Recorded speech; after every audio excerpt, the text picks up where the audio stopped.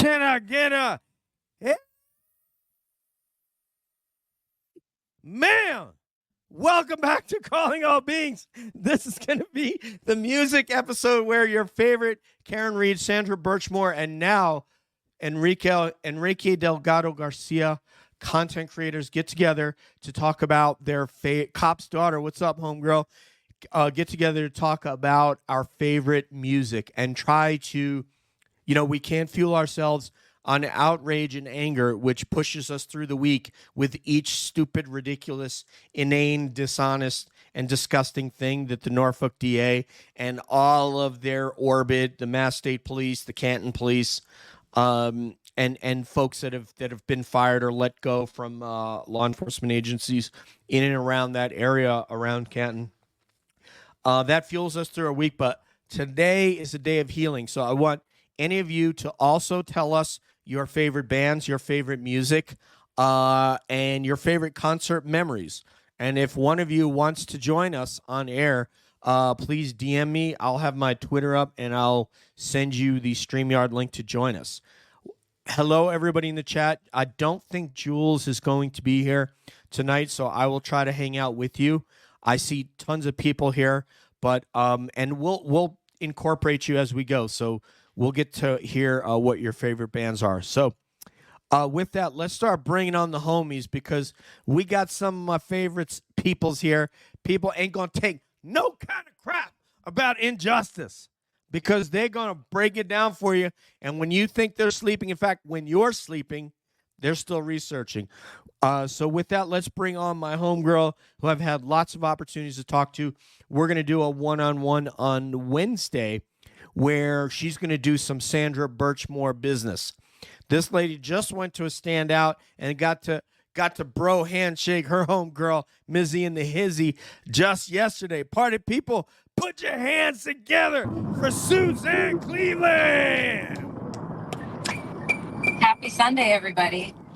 You're ready to rock. Can I get it? Amen for Suzanne Cleveland. All right, that's awesome. Yeah, let me get my applause track up. Here we go. Suzanne, the concert is. All right. We just mentioned her name. So let's get her partner in crime here, the leader of Sandra Birchmore Nation. She is a mixed girl in a very mixed up world, let me tell you.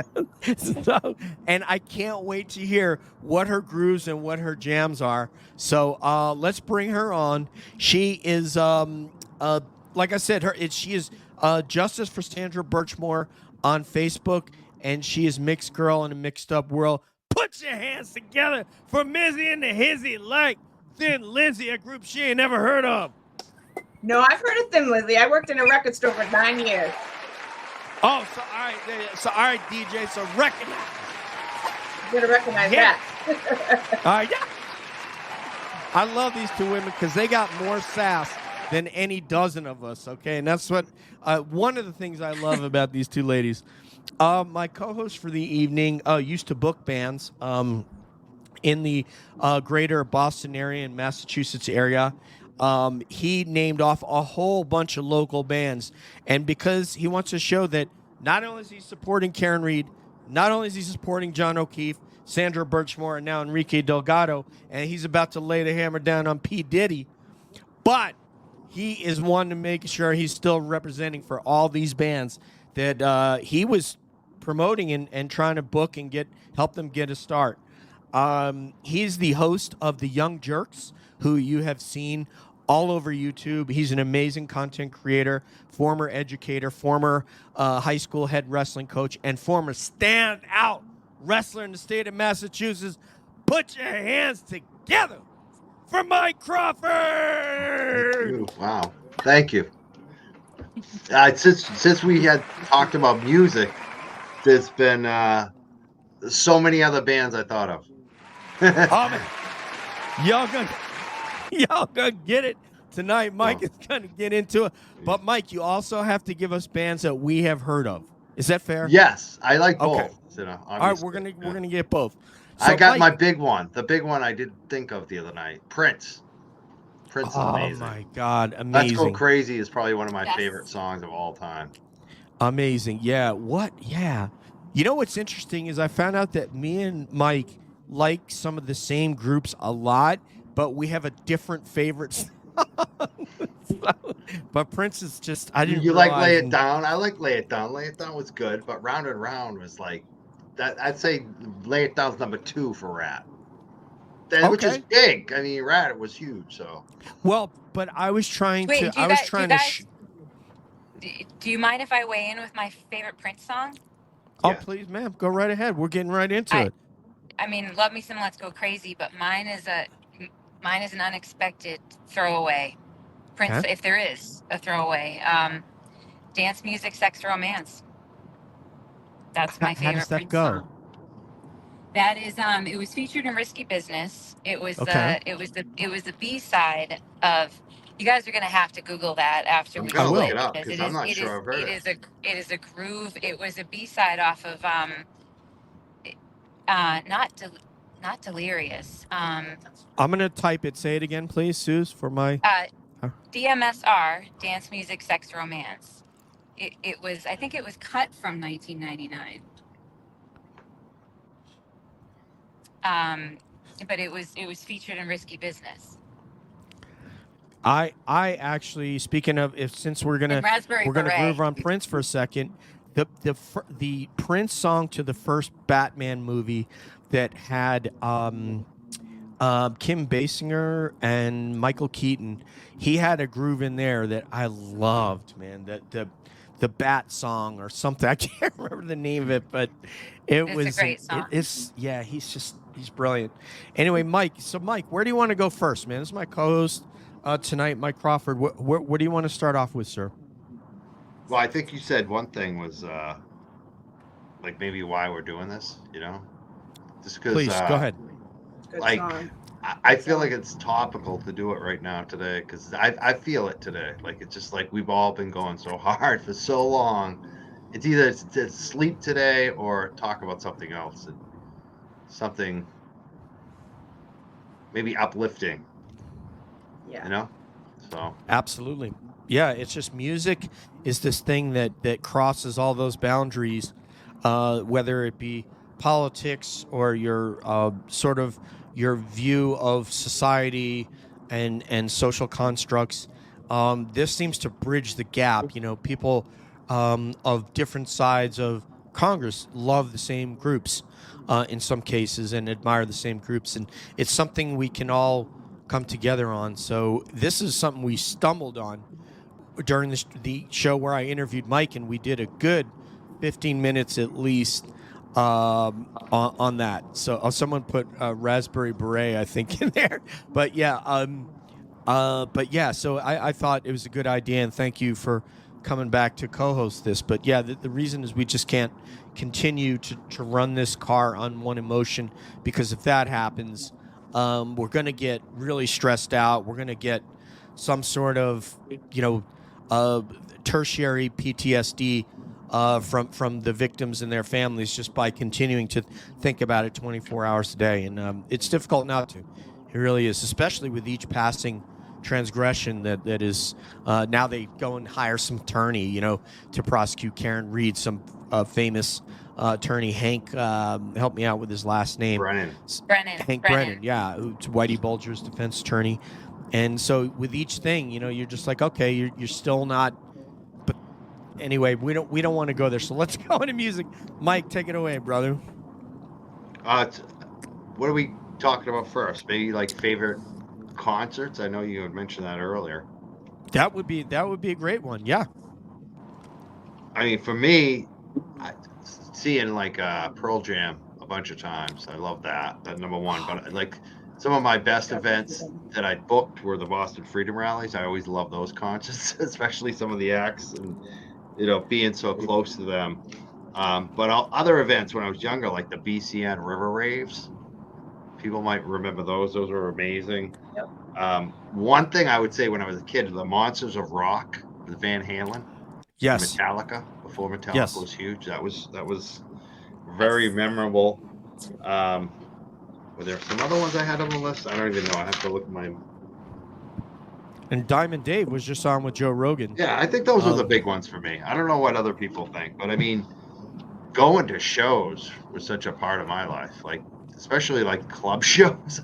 I've probably been to like 300 club shows versus maybe, I don't know, 20 or 30 arena shows. You know what I mean? So for me, That's it's still like good, man. 20 or all the 30 is bands still I good. saw back in the day in the clubs. You know, a lot of times you see the big acts too before they get big in the clubs.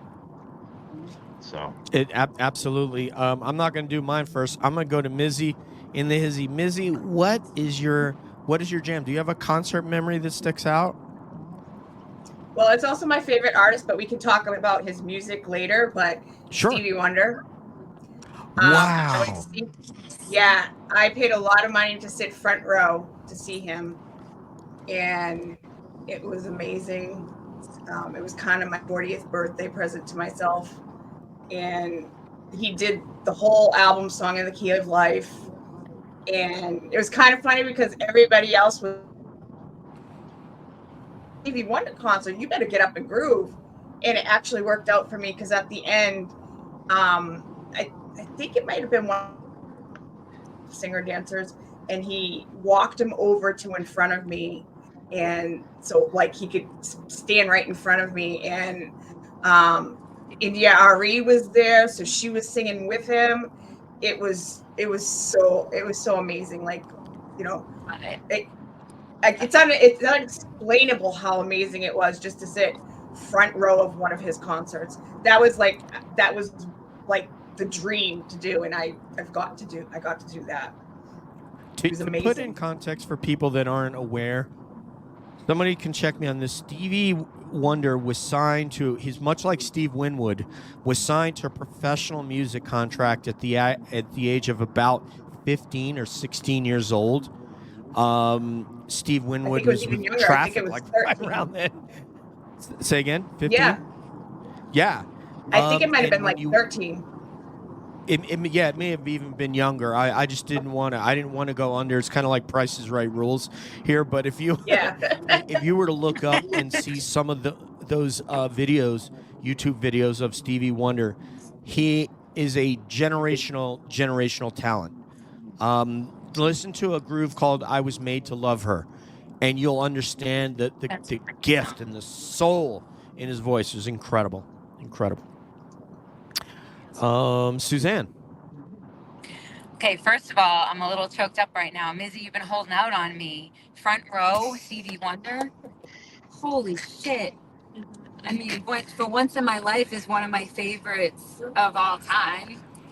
Great song. We're both practically in tears. He's definitely an amazing artist. Since you just mentioned the front row aspect, I've been blessed with going to a lot of good shows. But my favorite front row experience might surprise you all. I think it was Sinclair. So small gig. Public Enemy. It was awesome. I want to say early 2000s, and it was a packed house, and I don't know how we ended up in the front row, and it was just, first of all, the bass. The bass at that show, I can still feel in my stomach. It was the loudest, most outrageous show I've ever been to. But my favorite of all time, and you didn't ask this yet, but I'm going to jump ahead. I'm going to have to go kind of basic and say that my golden ticket band, the one that I will never miss, except recently, is Foo Fighters. Wow. You know? Yeah, amazing band. And really interesting dynamics, because until Taylor, it seems that, at least in what I have heard, until Taylor, every drummer kind of felt like they couldn't quite match up to playing drums in front of Dave Grohl, who's just, a Hall of Fame level drummer himself, and he's there on the guitar and singing. So what do you think about that, Mike? What do you think about Foo Fighters and Dave? And I don't want to be the Bean guy. I don't really like them. It's like one of those bands. I love Nirvana. I love but I don't know. I just never have liked Foo Fighters. I don't know why, but just you'd think I would.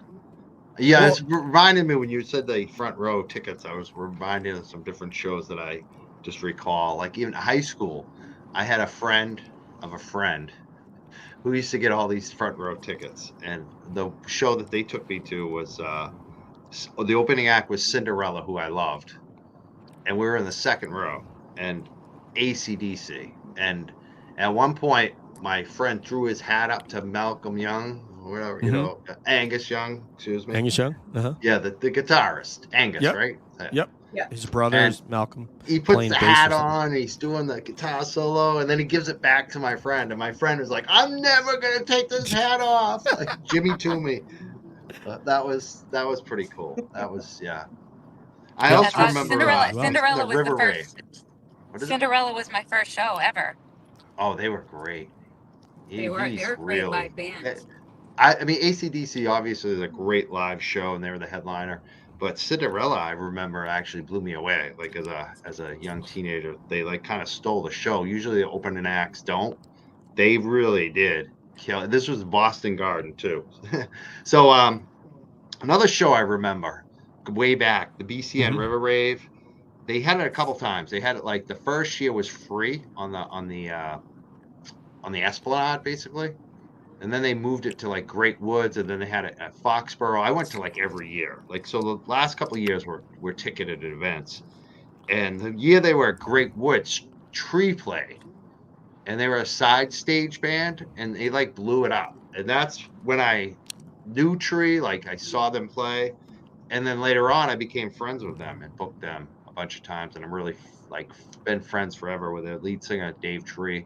I love their music. It's just like, it's funny how you can remember, like I wasn't involved in music at all. I never booked bands. I didn't know bands, but I would go to shows, and then later on I'm working with one of the acts I just loved. So That is dope, man. yeah. I got one for Mike. I actually drew this question up like a week ago. And so I've been waiting to ask this, but I also want to get Suzanne and Mizzy to weigh in on this one too. So because we had talked about Pearl Jam, I made up a fantasy grunge fest that we would put together. We would book these acts, and we would determine who would be the headline, okay? So the fantasy grunge fest with Singers Lost Too Soon was going to be headlined by Nirvana. And I thought about either 2 or 3 opening acts. So I thought about Blind Melon maybe as an opening act. And then the 2 middle acts, I was going to ask Mike to decide. So because Shannon Hoon, died also too young.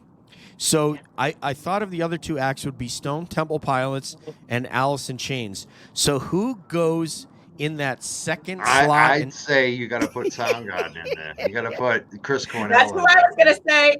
That's who I was gonna say. He's right up there with Nirvana, like Nirvana, Soundgarden, Chris Alice Cornell? in Chains. That's it. Those 3. That's it. Okay, fair. You guys changed the game. I would leave the other ones all out. Okay. I Oh, agree. that's cold. But I'm cold. I want the greatest. I mean, Stone Temple Pilots. I would put 4. So let me So they would be reframe the first opener, and then I would go to Alice in Chains and Soundgarden, actually, and then. Okay, all right, we got it then. We got it out of him. All right, because I'm cool with putting Soundgarden right before Nirvana, but you're saying STP would go before Alice in Chains. Yeah, they'd be 4. Yeah. Lane Staley. And they're good. Man. I like them. God. I had their albums. I like their later albums even better. Yeah, but I mean, all of those bands are great. All 4 of those bands. There's no bad band out of any of them. Suzanne, any thoughts about that lineup? Would you change anything there? Well, so I was confused. Are we talking about those who have passed or just bands that have passed? Well, with us adding in Soundgarden, they are all famous grunge bands where the singers have passed, including Chris Cornell. So I came upon Blind Melon and that song, and I thought, man, that would be a really cute kind of an opener. But the question would be, who would be the middle? Now, Mike switched the game on me, and I'm going to flip it again, too. I think you can add another band in there, too. Let's go. Well, I would go with Sublime. I mean, they have Rome now, but I would go with Sublime. Sublime. Oh, Sublime. Sublime. Yeah. Oh, They're not man. grunge though. They're not grunge. They're California, San Diego. Well, he said Blind Melon. I know, right? I know. That's true. That's true. You But- got a point. Yeah, but Blind Okay, Melon but- Temple of the Dog. Temple of the Dog. Yeah, that's the one I was gonna Dude, say. That's the other one I I would was- add. Temple Okay, of Dog. Can I throw something in there because Temple of the Dog is a super group of these other groups. Screaming Trees is in there. I think was it Eddie Vedder? I can't remember who was in that one. But I want to throw in there Mad Season because Mad Season also had Eddie Vedder and Lane Staley. All right. And I No, listened it to didn't. that. It had Lane Stanley and I think the guitarist for Pearl Jam. It didn't have Eddie. No, Eddie it wasn't had in that, Eddie no. Vedder. There's a song Was called he in Mad Season for a Long minute? Time Gone. Listen to Long Time Gone. The lead singer Oh, maybe for is a Eddie song. Vedder. Okay. So okay. maybe he only did that one song. Yeah, though. he wasn't. So I could be touring, wrong. no. Yeah. Yeah, but yes, it did have the guitarist from Pearl Jam, and I can't recall. He has a really cool name. It's totally like a grunge band. It's Mike McCready, right? Is it McCready? Yeah. So anyway, guys, this is really fun though. We made our own grunge fest with Soundgarden and thrown in there because they're incredible, man. I think of them more like heavy metal in a way, but maybe They are, but maybe I'm anything wrong with about Chris that. Cornell. The guy was just. He's- I loved his solo. he's stuff even ridiculous. better. He's so good. I got Um, to see him with his other band, and that man's voice is like amazing. Like, What was that other band? Was it not Mudhoney, right? What was It's the not- other band? I It's cannot not think of it. Soundgarden It's, either. No, it was the me guys re- from Rage Against the Umbrella? Machine. Yeah. with Tom Yeah, Morello. it was I'll- basically all Rage Audio Slave. without Audio Yeah. Slave. Audio Slave. yeah. Audio yeah. Slave, Audio yes. Slave. And, Yes, and I yes. almost forgot Velvet Revolver needs to be in that equation, but I don't. That's not. That was a very short-lived supergroup. Look at Suzanne coming up with some MVP. Eddie Vedder grew up surfing in San Diego. Yes. I thought he was from Washington. Okay. Oh, he's from totally San Diego. That's where his stepdad lived. He's actually Oh. from like Chicago, Illinois area, and then hmm they moved to San Diego. Yeah, and then he moved to Seattle and like Hawaii, I think. What do you guys think of that band, Linkin Park, man? What a unique band that was. Poor Chester. We lost Chester Bennington, Chester I think is Bennington. his name. Yeah. What do you guys think of that band? Come on, Mizzy. I got to see them, and like he was one of my favorite bands. People might not like them. It's 30 Seconds to Mars. It has Jared Leto as their lead singer. I got to see both of those bands. I hate them. I hate 30 Seconds of Mars. You don't have to like them, but I know, But I know. I got to see Audio Slave and Linkin See, I like- Park because I would have went to see. I always wanted to see Linkin Park because I think he had both of them. I think both of them had some of the best vocal. When you want to talk rock vocalists, those Yeah. two were out there. Just straight up pipes. Not talking about their music in general, just straight up rock vocals. And I'm happy to say I at least got to see both of those men before they passed. And I- Mizzy, I just wanted to add in one thing real quick. There are videos on YouTube of Chris Cornell jumping in to sing with Linkin Park. You probably saw Yep. that at the show, so I'm telling you something you probably already knew. Sorry, go ahead, Mike. It's funny. I didn't really like Linkin Park at first for a long time, and just because I think I was so caught up in those. I didn't like the next round of bands after the grunge, and I think they're great. I think they're awesome. I don't like what they're doing now. The new lead singer, who's like a Scientologist, who was part of the Masterson stuff, like support group. I think they made a major mistake by bringing in this new vocalist. It's really, I don't know. My phone. And the family's not happy about it. Chester's family's not happy about it. So I love them. I love Chester. I thought they were great. I thought they were like a great band. It's wicked Well, sad. I think one of the things that when I ask people about their Mount Rushmore, I kind of ask that question in the context of, don't just tell me who's your favorite band. Like, so let's say my favorite band was the Butthole Surfers. I can't put them on a Mount Rushmore of rock because they didn't influence enough bands and didn't necessarily invent something that had never been done. When you get to that level, that's when you're talking about the Beatles and the Stones. The Beatles completely changed, and then look, Led Zeppelin. There's like a 1969 video of them in a studio in Denmark playing for a bunch of kids sitting on the floor, and you're like, oh my God, rock just changed. Like, these guys just changed everything. So It kind of saved rock for another 10 years. Like they're the like I look at Linkin Park as like the last rock band in a weird way. Like the last big rock band. Well, think of it this way. How many bands can we name that had, now someone's probably going to say the Beastie Boys, but how many bands can we name where they had a DJ up there spinning records, scratching, and then they had almost like a heavy metal component to it? I mean, how many other bands are there like that? There was a few from that era, what's Fred Durst's group, Korn. Yeah, maybe they were using samples instead of a DJ. Oh, Limp Bizkit. Very similar. And there was some Machine, even Korn. Yeah, Limp Bizkit, all those. That's what new metal basically was. Yeah. Yeah, it was that metal rap. Even Kid Rock started kind of in that genre, but I think Linkin Park was the standout from all those groups. Yeah, they were the best out of them all. The best singer, best performer, best songs, best everything. They sold the most. You guys have made a really, really good point that I really didn't think about. Fred Durst and by the way, everybody in the chat, I want to thank you. We're going to go through these at the end and kind of get, because what I'm going to want to do is get our guest takes on your favorite bands, your favorite concerts, and all that stuff. I see you with Fleetwood Mac. Somebody,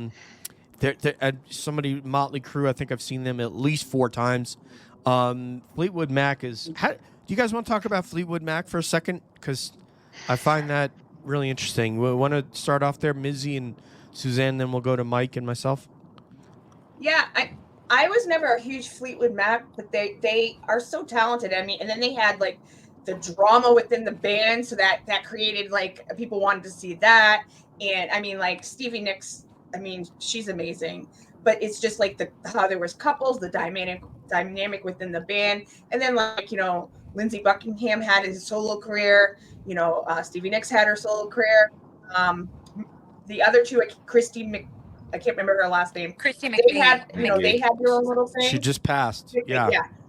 So it's like, I mean, they were so talented, and I mean, Stevie Nicks with that gravelly, voice, you can't beat her. The two different female singers, right? You had the sort of classic, sweet voice of Christine McVie with Songbird. Yeah. If you listen to Songbird, you're going to want to cry. Don't look at a photo of Sandra or John O'Keefe or Enrique Delgado and then listen to Songbird, because you better go grab the tissues. Suzanne, what do you think about Fleetwood Mac? I was going to say, or Landslide, for that matter. Right. Landslide is that one. That one's going to get you in the feels, no matter what you've got going on in your life. But we promised each other we wouldn't cry tonight. Right. So I'm going to say, as far as we didn't promise anything, but Fleetwood Mac, I would say, has some of the best breakup songs of all time because of the in-house drama that they had. Go Your Own Way. I mean, they've got some solid breakup songs, man. Yeah.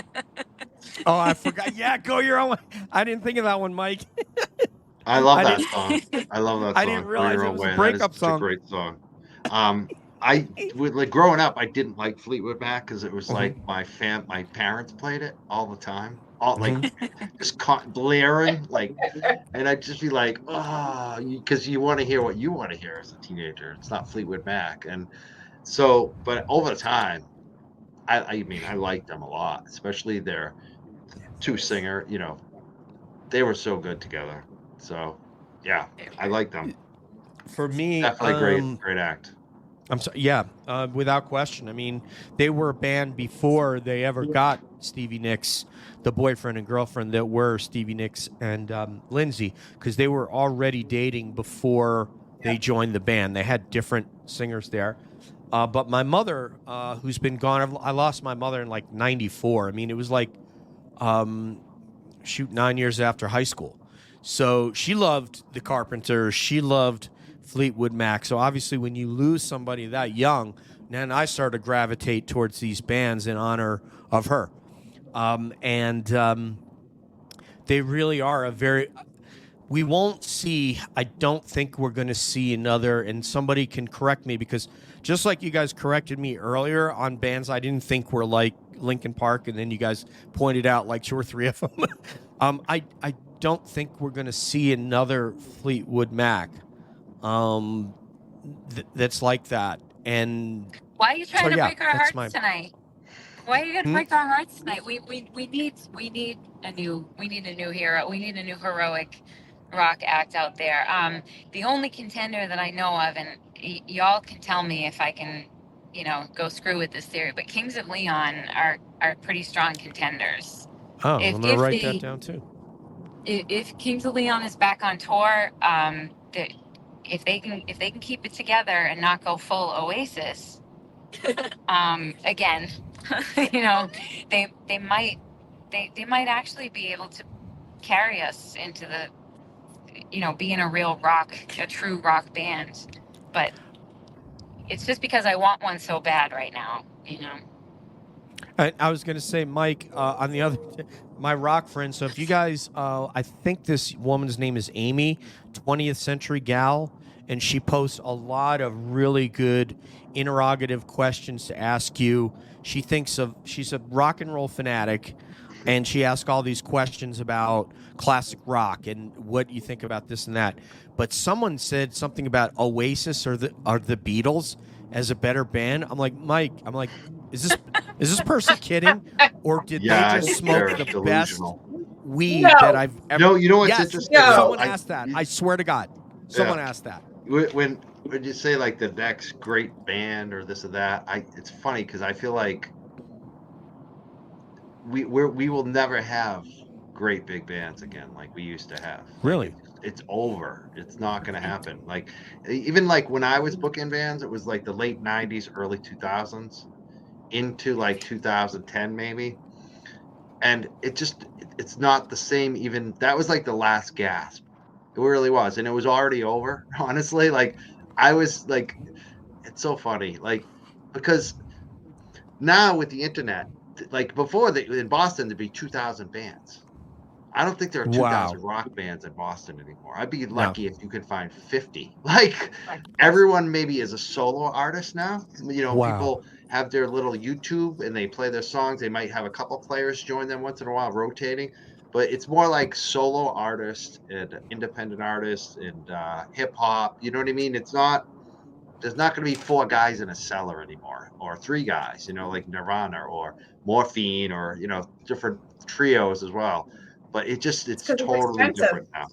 Yeah. It's too expensive for record labels. It's easier to do like a solo artist with a backing track, or a rapper, or a singer-songwriter with just a guitar. There's no one big siding you. So what? It's like us with a YouTube show. It's like it's easier to do a YouTube show and make money than it is to try to get on ABC and have your own show. Do you know what I mean? So people will do a YouTube show.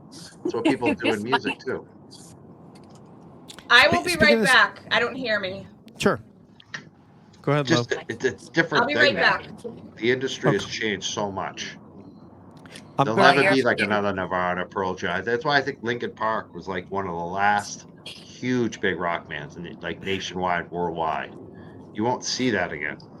It's a weird thing. Mike, I was still recovering from the hair metal movement coming down, and I was really struggling with that when I first came home from school to put on MTV, and I wasn't ready for Smells Like Teen Spirit.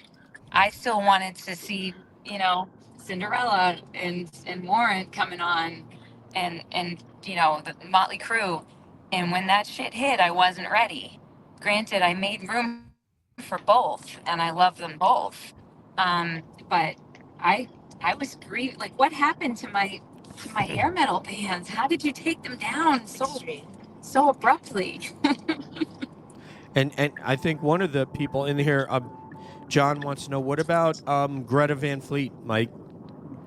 I don't know enough. Yes. See, that's another example. Like, I don't know enough about her. She's a huge artist. I don't like, right? I don't know Well, anything about her. it's a Like, band. They were accused of trying to sound like Led Zeppelin. I think they were okay. just, you. I I know mean, the you sound name, like but you it's like sound. I don't there's think. so many like new acts, and you'll hear the name, but do 100 million people know who they are? That's a good point. Like That's a that good used to point. be the case all the time. You'd have like Oh, one band every week that would like sell 10 million albums. That doesn't happen anymore. well, let's approach it this way. So let's ask two questions. The question I'm gonna. Oh, first of all, before we do that, I want to say a shout out to Nurse Kim. So Nurse Kim contacted me a couple hours before the show. She had to go and look out for her dad tonight. And so I want to pass on for all of us here one love to Nurse Kim and her dad, and hoping that he's doing okay tonight. So she was basically taken off to go and take care of her dad as the caregiver. So we love you, Nurse Kim, and we will rebook you for your one-on-one that was preempted. Mike, we ended up doing that episode with Sean, and we had on Coach Chris Luttrell from Jackson's MMA to talk about how those injuries were not consistent with a boxing match. Yeah. And in fact, the UFC, in the history of the UFC, we haven't seen injuries like Enrique had in the history. And the history of Pride Fighting Championship. In the history of Bellator, we haven't seen injuries like what Enrique Delgado had. So we know that they're absolutely lying. So anyway, I just want to tell you about that because I know you and Coach Luttrell would have, with his wrestling and yours, you guys would have really hit it off. He was amazing high school wrestler. I think he won a championship in New Mexico in his day. Anyway, getting back to music. So my two questions for you guys are, what is the last great rock group that you've heard? And then I'd like to hear you after that. We're going to go to name off groups that you think that we'll never see again. So let's start with Mike here. Mike, what's the last great rock group that you've heard of since you were booking bands? I don't know. Is there anybody? I'm not sure. I would have to think about that. Like last great, what does that even mean? Is that like huge, like a Linkin Park? I mean, just I'm band not that sure what you mean. A band that had hey, somebody became a. Oh no, I think this must be a Mike member because I don't think we have memberships enabled. But if we do, thank you. So anyway, I got to figure out how to enable memberships. I was having trouble with that. I might have to get a tutorial from Mike on how to do that. But anyway, Mizzy, actually, we're on Mike with this one. A band that you think has a mass appeal. Who's the last band that you think had mass appeal that's come out? I mean, I would say somebody like my friend that I mentioned, Tree. I think they kind of had some mass appeal on a leftist angle too, like hardcore, heavy music with a message. But they just I think they missed the boat. Like they were so close, and they were on that level with like the Pearl Jams back then, and anyone can get signed in the '90s, and it didn't happen. I would also say like a band like Graveyard Barbecue, who was from Waltham, Massachusetts. They had the sound. They got picked up for some video games. Guitar Hero kind of made them famous. Really? But it didn't go anywhere beyond that, as far as I know. But they had the sound. Like they won a contest and got featured on like Guitar Hero as like the final song, and it made him kind of huge locally and kind of nationally too. But again, a lot of these bands just missed the wave. You know what I mean? If it had been like 5 or 10 years before, they would have been Godsmack. You know what I mean? Like that's another band that like kind of just slid in there. Stained slid in there right at the end. Yeah. Right at the end, like when it was you could sell millions of albums. And some of those bands that I just mentioned, like Graveyard Barbecue, they probably just a little too late. Yeah, I've talked to some guys that are in bands, and it's very very tenuous. You can miss by that much. you can miss by that much in getting signed. And there's a lot of could have been great bands out there. But Mizzy, who do you think is the last great band before I go to my next question? Sorry, I couldn't hear. My internet is so bad right now. I might have to go downstairs. It's okay. Can I tell you a quick Godsmack story? Please. So my brother and I went to go see them probably about 10 years ago at the Orpheum Theater, and it's an old theater in Boston. I'm sure that you actually you might know because you were in the you went to college this way. We were in the balcony and got and he was doing like a drum solo, and we could feel the balcony going like boom, boom. It felt like it was gonna go. So me and my brother are like inching our way. We were close to the exit, but we were like, they had to keep making people sit down, and the thing was just like rocking like this, and we thought the balcony was gonna collapse. It was insane, but we were like, yeah, oh, we gotta run. It was just amazing. It was amazing, but we were like scared. We were scared, but it was a good show. They were really good. You cut out with the name of the band. Can confirm. Yeah. Can confirm. Godsmack. It was an earthquake. An absolute earthquake. I could tell some stories. Go ahead. It's funny. This kid, when I was in college at Bridgewater State, one of my best high school friends, his younger brother, was going to Bridgewater State a couple of years after me, so we're at the same time. I was basically 21. He was like 18, 19. And so him and his roommate used to come up to my room on Friday and say, hey, can you buy us a case of beer? So I used to buy them beers, and that kid was the half brother of Sully. So like I got that connection to Godsmack. Oh wow. I never met Sully, but I've hung out. I bought a lot of beers for his half brother. His sister was also like and then his sister was actually a sales exec at the Phoenix, and I knew her. I met her later on, which was weird. So like I have all these connections to him, and like other connections too, because a lot of bands I booked, like Prospect Hill, their bassist, Godsmack's bassist played a Prospect Hill's album. That's another big band that should have probably made it but didn't. But the funniest Sully story is my girlfriend, who did rock radio for decades, had like some kind of feud with him. And basically they got a beef on the air when she was interviewing him. And I think it's like still kind of there. Like, just like, and the station, I'm probably going to get in trouble if she hears this, but I'm just going to tell it anyway. She doesn't work in rock radio anymore. But the station manager who like knew both of them, I think he basically managed them both at one time. And he said, the reason why you guys don't get along is because you're too much alike. And that was it. It was like, I just laughed and I said, yeah, you know what? He's right. They're just alike. They're just not going to back down. So that's I my hope she can't hear you. Tell me we haven't heard that before with creative people. They're too much alike. I'm thinking Stuart Copeland and Sting. One of the maybe in my opinion. This is another question that that girl Amy asked, 20th Century Gal, and I'll make sure I share her profile if you guys want to, because she asked like really cool questions about rock and then gets great answers. But I think the Police are maybe the greatest three-piece band of all time. I may have said that on the last show, Mike, but Andy and Stuart and Sting, and maybe because Stuart, to me, it took me years to figure out who was my number one drummer, because I went through John Bonham, I went through a number of Tommy Lee at one point.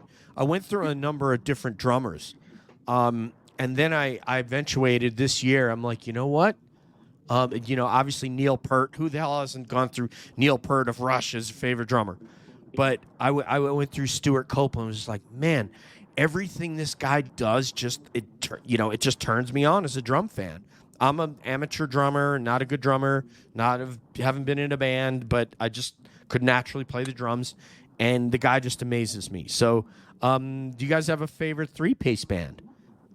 A three-piece band? Mm-hmm. I'm trying to think of either Nirvana or Morphine for Boston. They were awesome. Ooh, okay, I'm going to have to check that out. I love three-piece bands. Mizzy? I don't know. I'd have to think about. I'm trying to think. My brain isn't. My Okay, internet's so- cutting out, so my brain's I'm like, gonna am I go. gonna have to run downstairs? I don't know. Let I'd me- have to come back. Let me give you a couple. Let me give you something to think about. The Jimi Hendrix Experience, Okay. Triumph from Canada, Rush, Cream, Nirvana, The Police. I'm not going to say the Stray Cats, but Wait. How about anyway. Hanson? Wait. Hanson. No. They were good. Wait, are you They gonna were let good. I me? like them. Yeah. Are you gonna let me yeah, go? everybody's going to get to go. Come on. It's Calling All Beings, of course. Go ahead. I didn't know if Missy answered or not. I was gonna say, We'll go back to ZZ her. Top. ZZ Top. Oh, there you yes! go. Suzanne, MVP, MVP. Graveyard, that band I mentioned, Graveyard Barbecue, does a great ZZ Top cover, actually. They're a great Graveyard band. Barbecue just makes me laugh my ass off. Oh, yeah. Mizzy, out of those bands, which one do you like the best? If you just heard, thank God Suzanne came in with another Hall of Fame band in ZZ Top. Frank Beard, Billy Gibbons, and Dusty Hill. Whew. I had to struggle for that one, Mike. You know, I was lost. Anyway, go ahead. Go ahead, Mizzy. What do you got?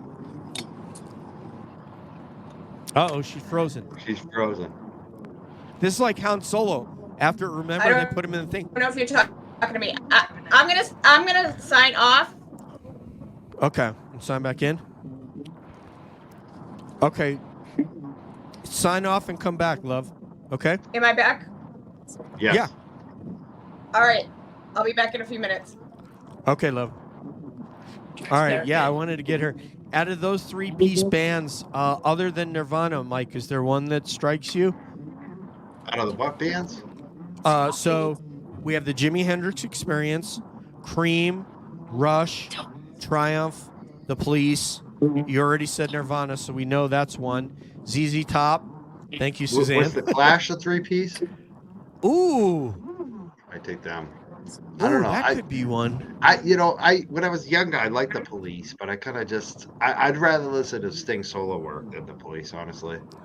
Yeah. But yeah, I'll say the Clash. A great band. When I hear This Is Radio Clash, I'm like, there is nothing else like that.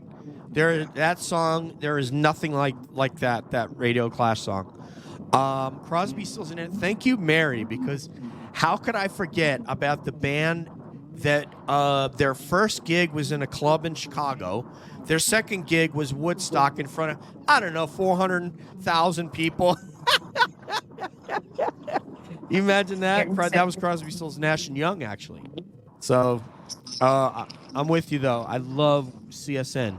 They're amazing. They're one of the maybe the best three-piece harmony, three-part harmony in rock history, perhaps. Hard is four-piece, but that's great. I feel like we're talking about chicken orders at a takeout place. I'll have a three-piece or a four-piece. But anyway, Suzanne, who's your favorite at all those? Oh, I mean, I said ZZ Top because it is my favorite. Oh, that is? Okay. For sure. Yeah, I wasn't Yep. just throwing it out there willy-nilly. I'm a big ZZ Top fan. This girl's not playing around, Mike. She's getting right to the point. I like ZZ Top too. ZZ Top's a great Shop dress band. I even band. like their later stuff. The best ones. Yeah. Yeah, I would encourage people to go to the ZZ Top documentary, and you can see way back to the very beginning, including the place that they have now is amazing where they play. It's on one of them has like a farm or a ranch, and they have this thing that looks like a bar room that they play in. It's really cool, their studio. And I went back to some of their really old albums and found stuff that is even cooler than the stuff that we knew from the 80s. So I would just encourage people to go back in time a little bit on ZZ Top. You could tell I'm just a fanatic for rock and roll, right, Mike? I'm all over the place, man. All right, so from the chat, if somebody has a question in the chat for our panel, which hopefully Mizzy's going to come back because I really want to know her. Man, Mizzy knows her music, dude. Someone said they got to get the rappers in. I think we have to hit some hip hop and soul music too. I'm down, man. But put your stuff in all caps so that we can get them all in. So rappers, go ahead with rap, Mike, and I'll get mine. I mean, obviously Tupac is number one for Yep. me. I mean, I also like anything West Coast, in terms of Death Row Records, basically. Yeah. That kind of like, Eazy-E, Dr. Dre, Snoop Dogg, any of that stuff. It's just like loved it, like back in the day, I don't know. I'm sure I'll think of Billy Noah, like terminology locally. Love Mhm. him. JFK is another one, like him, show off. JFK, Yeah. my So, boy. He was um, so dope. He was supposed to be here tonight. I don't know if brother got something going on, but yeah. but that's all good. What was it? Yeah, the glare. The glare was gonna be here, but the glare's at a show. So I don't know if we're gonna see him, but I also love Dr. Dre and Snoop and all them. There was when I was in the Air Force, I was doing sports and stuff. I actually played football 1 year in the Air Force too, and one of my teammates was a pararescueman, which is kind of one of 3 special forces guys that are part of the Air Force. And this dude got me into Dr. Dre and Snoop, and when I heard that Chronic album, I was just blown away. I just Yeah. loved it, and I played the hell out of the Chronic, and then Snoop Dogg's his solo material, and then from there, I guess one I really like now is Nas. I couldn't remember his name. He's from Queens, but I really like Nas, and I liked Biggie Smalls. Obviously Run DMC. I mean, who Yeah, doesn't Run love Run DMC, DMC? huge. Yep. They were the So best. They were so good back in the day. Beastie Boys too. They've gotten better too. They're really good. that's what I'm talking about, Sherry D. What do you have for rap, Suzanne? Where are we at? Okay, well, this is kind of an easy one for me, but it's also difficult because I love so many. Top of the Mhm. list, I gotta go with Ice Cube. I gotta go with Ice Wow. Cube. But also, I mean, one of my favorite albums of all time is definitely Straight Outta Compton. It's NWA. just in terms of an album. But I like Mike. I was definitely down with West Coast and East Coast.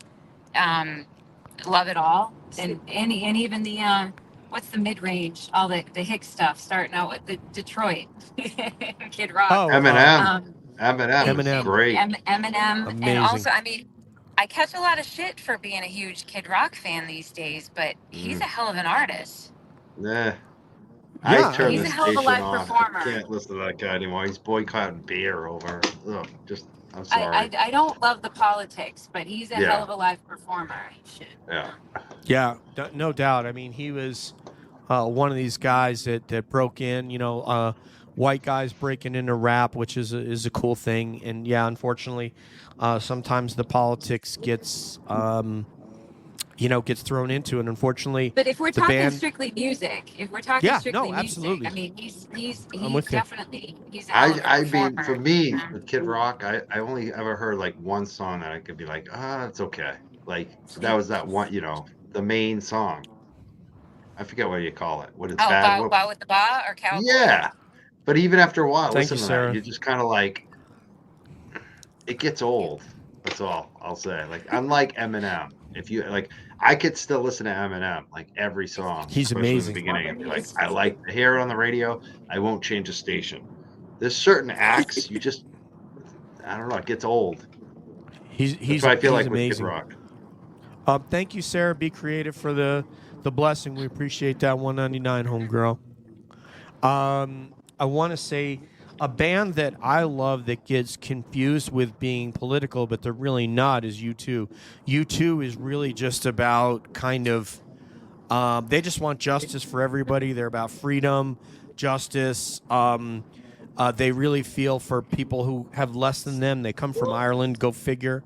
But what a wonderful group of 4 human beings that have been together since the 70s. There is no big band that can match U2's longevity of They met in middle school. Well, I mean, yeah. the equivalence of Hi, Mizzy. Welcome back, love. Hi. Welcome back downstairs, love. Can you? We gotta ask Mizzy her favorite hip hop artist. Yeah, so give us your favorite 3-piece band, if in fact you have one, and if you don't, then your favorite hip hop act, please. I think out of the groups that you listed, I think out of those groups, I think the Police was the best. But my favorite was probably Tupac. Was who? Tupac. Oh wow, awesome, Tupac. Yeah. So like you notice, like someone says just watched a doc about Boston. The guy went to MIT. Tom Scholes. That's correct. Tom Scholes. Just to let you know, Swifty Sue. Tom Scholes on that initial Boston album played every instrument. There is one song on that album that he went to L.A. and cut one song with the band. The rest of the songs on that original Boston album, drums, keyboards, guitar, bass, Tom Scholes played every instrument. Just want you to know that. Mike, do I get extra credit for That's that? amazing. No, If I no think extra about credit. Brad's album, if I It's think too about That's Brad's you, album, if you I'm were gonna on a cry. radio station, you might get a point. I'm kidding. And then I'm one of those guys. I can't see you. You listen to rock radio like I do, and they give you like the facts of the day. I'm just like, shut up. Just tell me what the name of the artist is in the song. That's all I care about. Anything else you say, I that's so funny. don't want to hear. I'm I so don't want to hear. cynical. Mike's like blah la la la la la. Yeah. Just plays.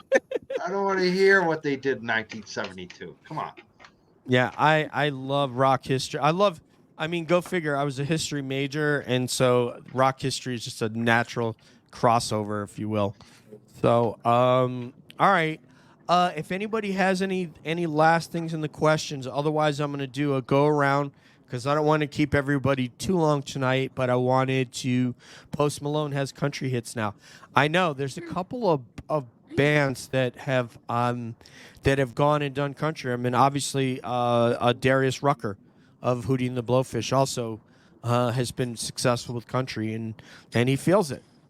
And this is for Suzanne right here. Give me that necklace, clock, Flavor Flav. Yeah. To my Chuck D. You're a Flavor Flav to my Chuck D. That's what we talked about the other day. That's what's up, man. We need to have. You're my hype Suzanne man. needs to get one of those big clocks around her neck for the standout. That would be so dope. Rap anyone but Diddy. Yeah, I hear you. I know. Anybody but Diddy, yeah. He's not a rapper anyway. He was never a rapper. Yeah, he's a He hype might have man. thought he was, but he never was. What's his name was? The Biggie Smalls was super talented. What was his real name? Chris Wallace. Chris Wallace. Thank you. Yep. Curious B.I.G. Great artist. Great artist. All right, let's final thoughts around the table. Yeah. Let's start with Suzanne. Final thoughts on.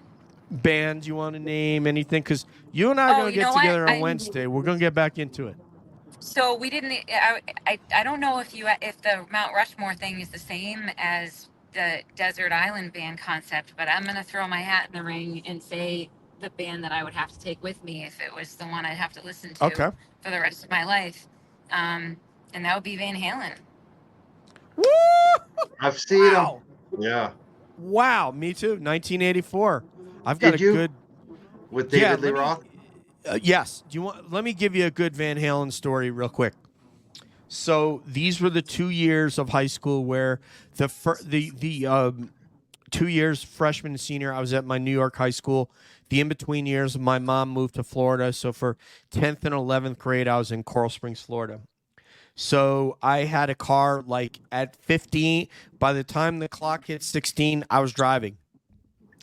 And a friend from the high school next to ours, there was 2 high schools in Coral Springs.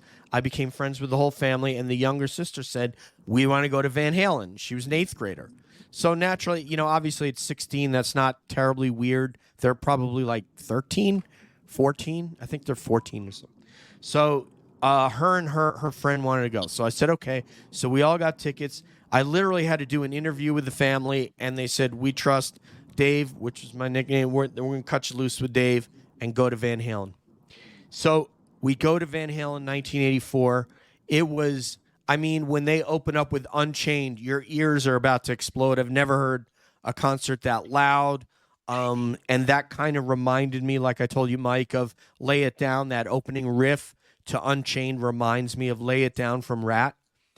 And so the concert was great. And then the girls somehow find out the hotel where Van Halen is staying. I don't know how they found that out. So naturally, we drove to the hotel. So we drive to the hotel, we go to the bar, and they had security in the bar so that you couldn't get close to Dave and Eddie and company. But we literally saw them in the bar. And that was a thrill in itself. But then we're like, okay, we're not going to get near them, so we're going to leave. So we go to Pizza Hut. Inside Pizza Hut, now we're talking Hollywood, Florida now, which was quite rural. It was west of Fort Lauderdale. The Hollywood Sportatorium was, and it was out in kind of Redneckville area west of Fort Lauderdale. So we go to Pizza Hut, and there are two other groups in the pizza restaurant at this point. A group of country redneck guys from the area and a group of Cuban guys that had gone to see Van Halen. And they start to jaw at each other at the salad bar. So next thing you know, I'm here with these two 8th graders. I am a 10th grader or 11th grader. And there is a huge brawl that erupts inside Pizza Hut. So now I'm like, okay, I got to get these girls out of here safely because one of the redneck guys smashes, the manager came out to defend his restaurant, and they smash him over the head with a chair, which really enraged the guy. So now I get the girls away from the melee, out to the car, and now the fight, including the manager with a bloody head, is screaming at these guys, and the fight's in the parking lot, and they come to my car, which I kept a baseball bat like any, smart teenager would, and one of the rednecks comes to my car and says, "Hey, do you have a weapon?"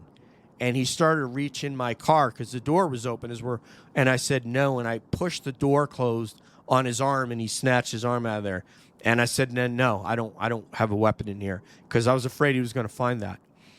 And eventually the manager started beating their cars with rocks to smash the car windows, and they both peeled out of there.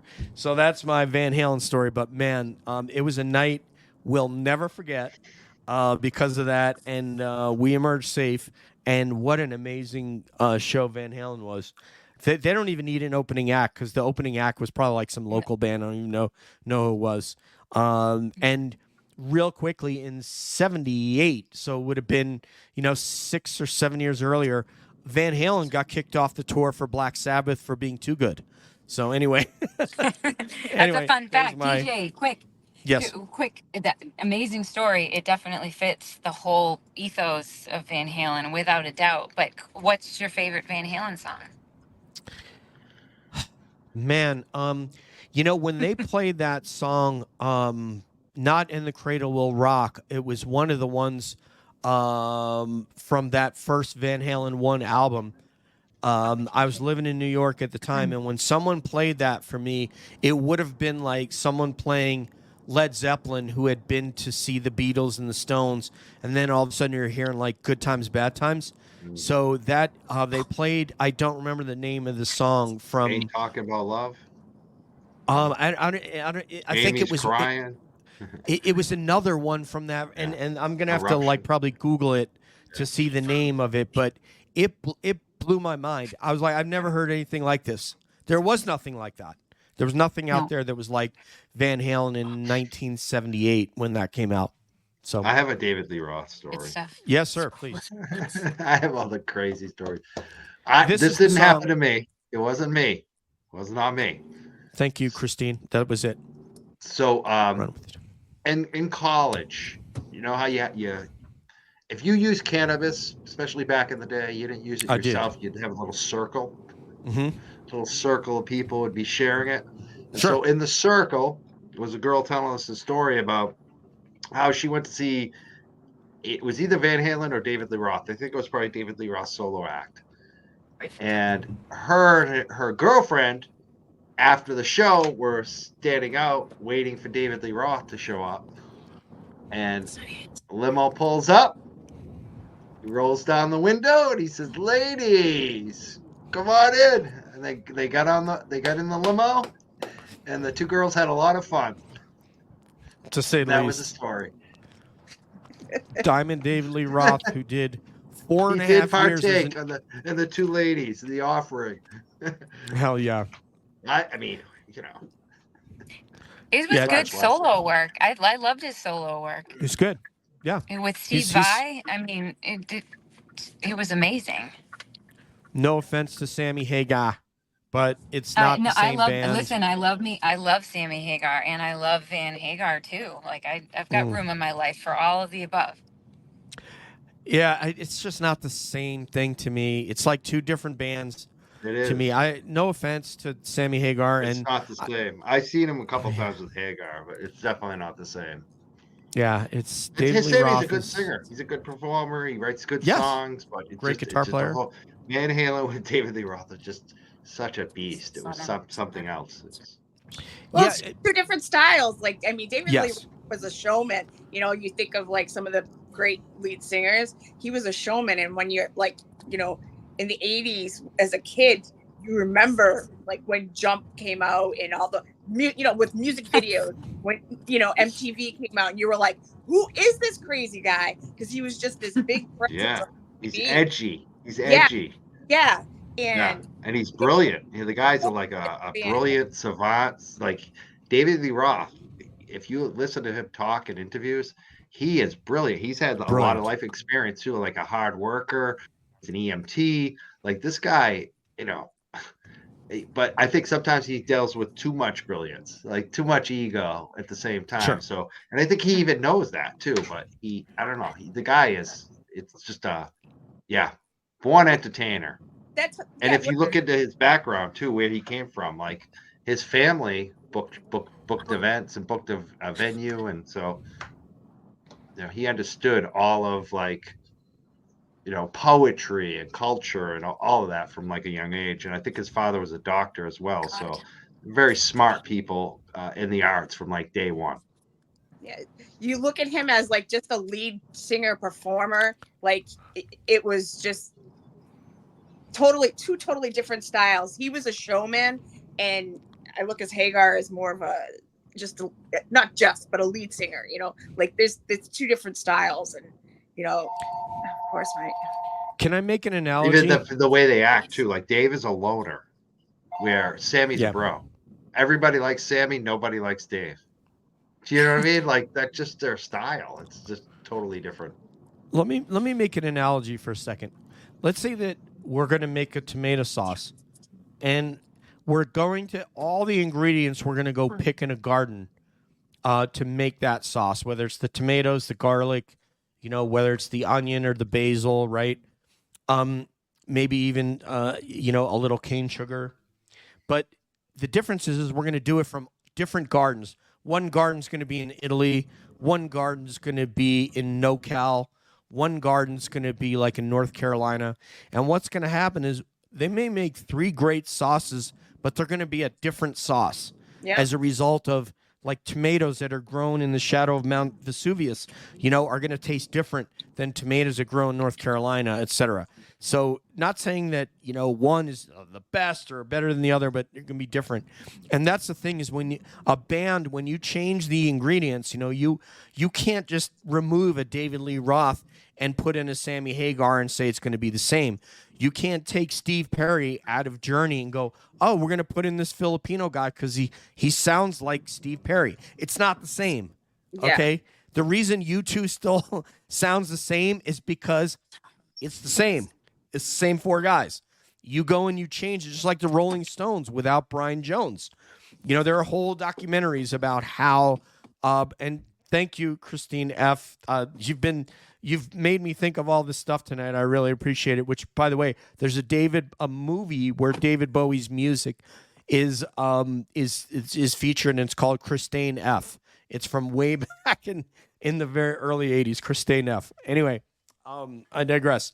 So yeah, so that's the thing is when you change, and that's why Led Zeppelin said we're done. When John Bonham died, they go, we're done. You know, we may do, you know, some different things, but they were never going to tour again as Led Zeppelin after John Bonham passed. Yeah. Sorry to leave you guys hanging there. It's kind of I didn't mean to drop the mic.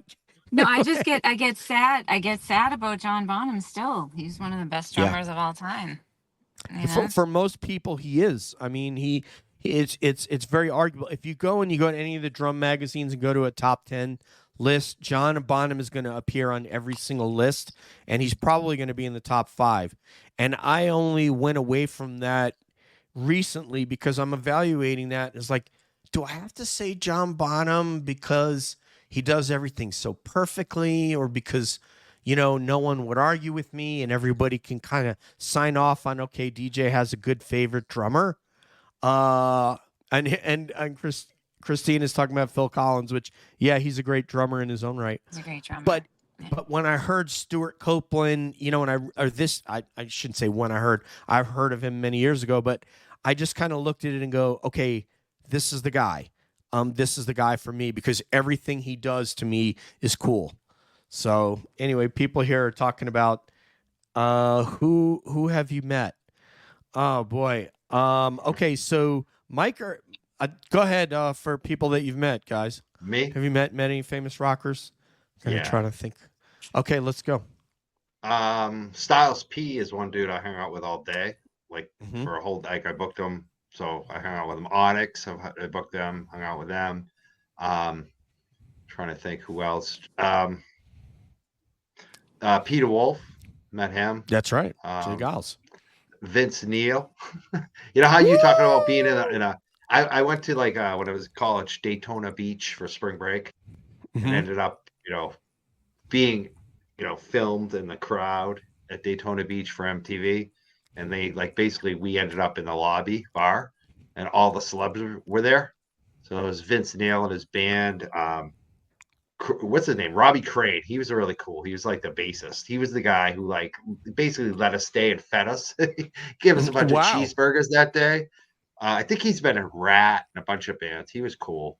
All the celebs were there that day, like Ed Lover, from Yo MTV Raps. Yes, hell yeah. Yeah, Ricky Rackman was there. He's cool. I like him. From Poison. Yeah, no, Yep. the DJ, the host of Headbangers Ball. Oh, that guy. Yeah, the guy. Right, the Headbangers Ball. Yeah. And Gilbert Gottfried. So all those people. I'm trying to think though. Over the years, I've met a lot of the people from the band Morphine. They were pretty big in Boston. I don't know if people know them now, but trying to think. I'm sure more will come to my brain. Just random people I met, but. Well, it says Suzanne and Mizzy. Have you guys met any famous rockers? Oh, Aaron from Stain. That's another one I met. Yeah. Go ahead. Sorry. Just thinking of. I've met a lot of people, but I can't even, my brain is not functioning right now just because of the weekend. I mentioned before, I used to follow 30 Seconds to Mars a lot. I hung out with them a bunch of times. I've hung out with a lot of their opening acts, on Trees and after shows and stuff like that. Jumpsuit Apparatus and all other people. I'm trying to think of bigger people that I've met though. I do have a funny New Edition story though. Please. So when Mizzy tells it, I'm going off camera for a sec because I'm moving. Okay, love. I'm listening. Okay. I am a singer-songwriter. I don't sing anymore really since my health got bad. But back when I was in high school, when I was trying to, I was going to the Boston Music Awards and stuff every year and trying to meet people. And there used to be a Boston Music Conference that I used to go to. I performed there twice, I think. But so I went to the Boston Music Awards one year, and New Edition performed that year. And me and my friends were like, oh, let's go see if we can meet them outside by the stage door. So we went and we lined up with everybody, and I was in the front. And they're all small guys, tiny. And they came out and they had bodyguards with them. And the guy next to me was just being overzealous. And their bodyguard swung on him. And wow. Hit me. He punched me in the face. And I was and I think I kicked him in the shin or something. I was and then I was yeah. I was whoa, I could take a punch. Because he full on swung on this guy. And the rest of they just Billy even saw them because their bodyguards were so big. But I was oh, now I'm always yeah, I got punched by I didn't meet them, but I got punched in the face by their bodyguard. It was oh my goodness. I wish the latter what happened, but you know what? That kind of toughness is going to help you in the road ahead to catching Billy Farwell and Meathead Jackass Divine, Robert Divine. Yeah. So, yeah, I got you a know couple- what's we. I got a thought of a couple more. Yes, sir. You know Mudvayne? You ever hear of Mudvayne? I've heard of the band, yeah. Yeah. But I don't know them, but yeah. We had a showdown with them one night where they were playing a WAF radio event at Songus Arena in Lowell, Massachusetts. I was there. And yeah, we were going to it. We had free tickets because my girlfriend worked at the station that was sponsoring it.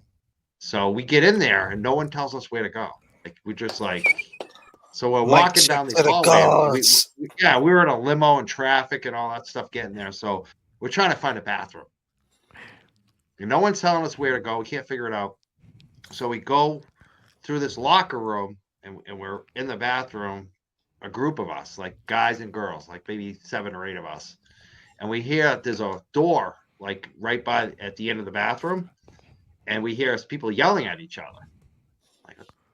And all of a sudden this dude comes out and he's the lead singer for Mudvayne, who we had no idea. And he's screaming at us, "Get out of our bathroom. How dare you?" Entitled Rock and Rollers. I love it. I love it. We got to welcome to the stage JFK. What's going on? JFK's here. Oh my God! Hey. How we feeling? How we feeling? Good, brother. We got about 12 minutes left. We extended it out because we started getting some good stories, and we were kind of going over what famous musicians have people met. And by the way, you came up when we did favorite rappers, so I want favorite rappers. You came up. I want you to know that. Thank you. I appreciate that. What's up, Mikey? How we feeling, Mikey? I picked you. I'm the one who said JFK, one of my favorite rappers. Oh yeah. I always make sure I get all the locals in, you know? Yeah, big shout out to Mikey, man. If it wasn't for Mikey, I wouldn't be in this space, like as far as people knowing me in this Karen Read space. So I give all the props to Mikey. I put the work in, but Mikey, gave me the alley-oop and put me over. So I always appreciate Mikey for that. I love it, man. The alley-oop. I'm thinking of like Sherman Douglas and Syracuse. Anyway, Derek Coleman. Yeah. Never mind. I want to ask JFK about Mark, because we were talking about like musicians and celebrities you met. I know you met a lot, including like Mark Wahlberg, right? Yeah, I did a song with Marky back in '98 when he was still Marky Mark. Wow. We actually it's funny, they wouldn't. I have the song, but I only have me and my brother's verses. They wouldn't release his verse because he was still on Interscope back then. And I didn't understand that back then. I got real mad at him back then for that. I was like, what are you doing? I want the song, rah, rah, rah. But he's like, you don't understand. And it's funny because back then when he was on Interscope, there was only 3 people on Interscope. And what's his name? Rico Suave, the dude who sang Rico Suave, that cat, and Tupac.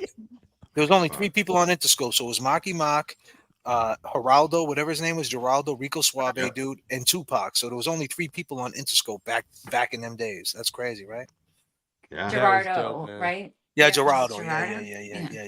Yeah. So I knew Maki for a long time. I actually, we was on The Perfect Storm. He was doing the movie, and how that song came about. It was called Fortified. And we was on the set, and I was up there with my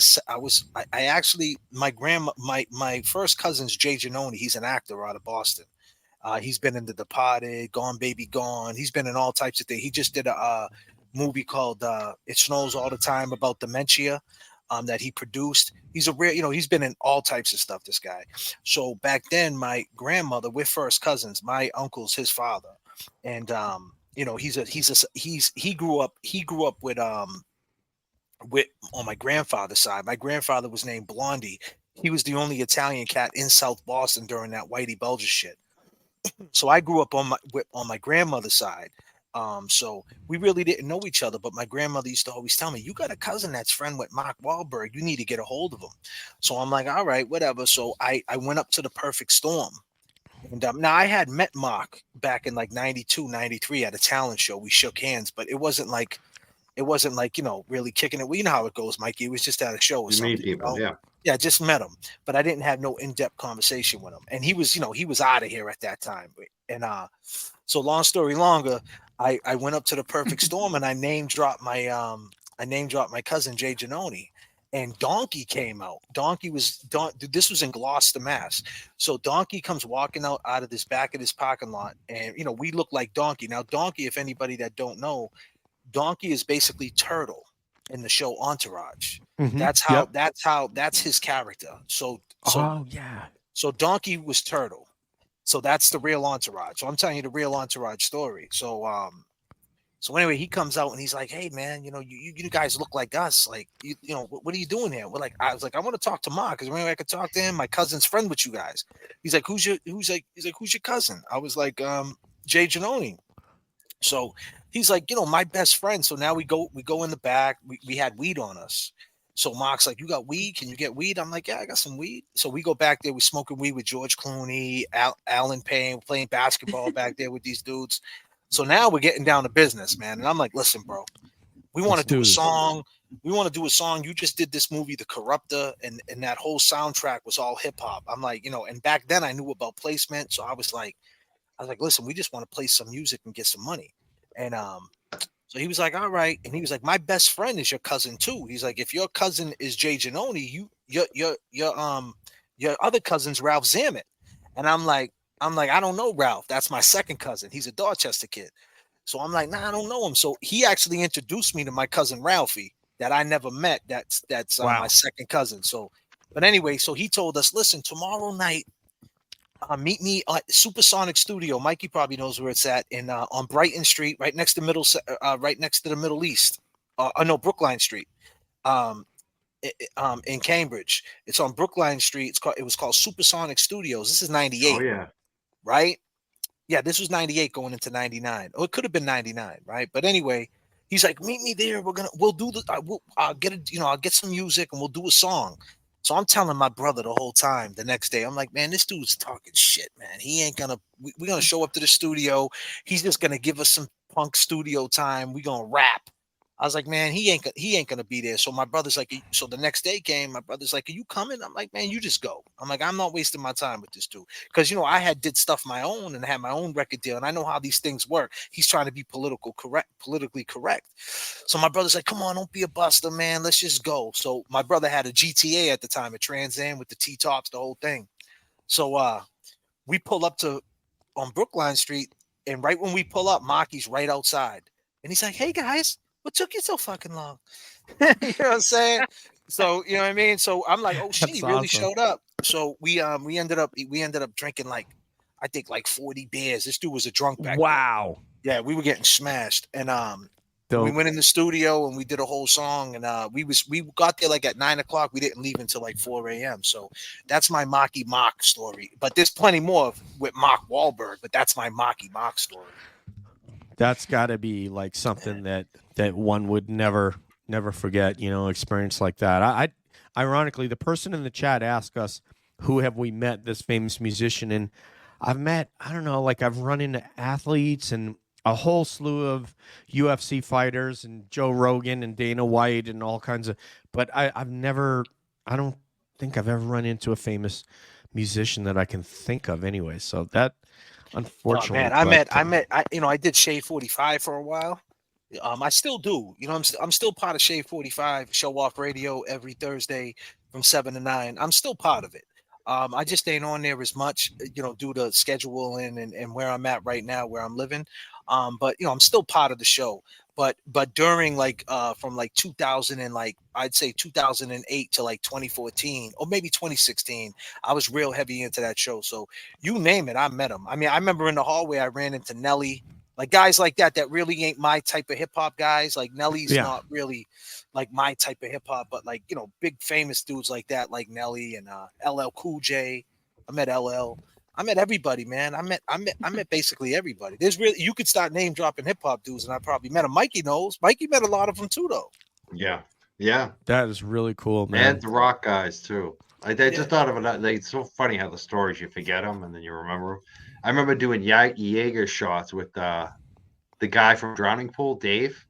Yeah, absolutely. And he died like right after. It was so weird. That's horrible. Seth MacFarlane. I met Seth MacFarlane on TED Pot 1, TED Pot 2. He's a good dude.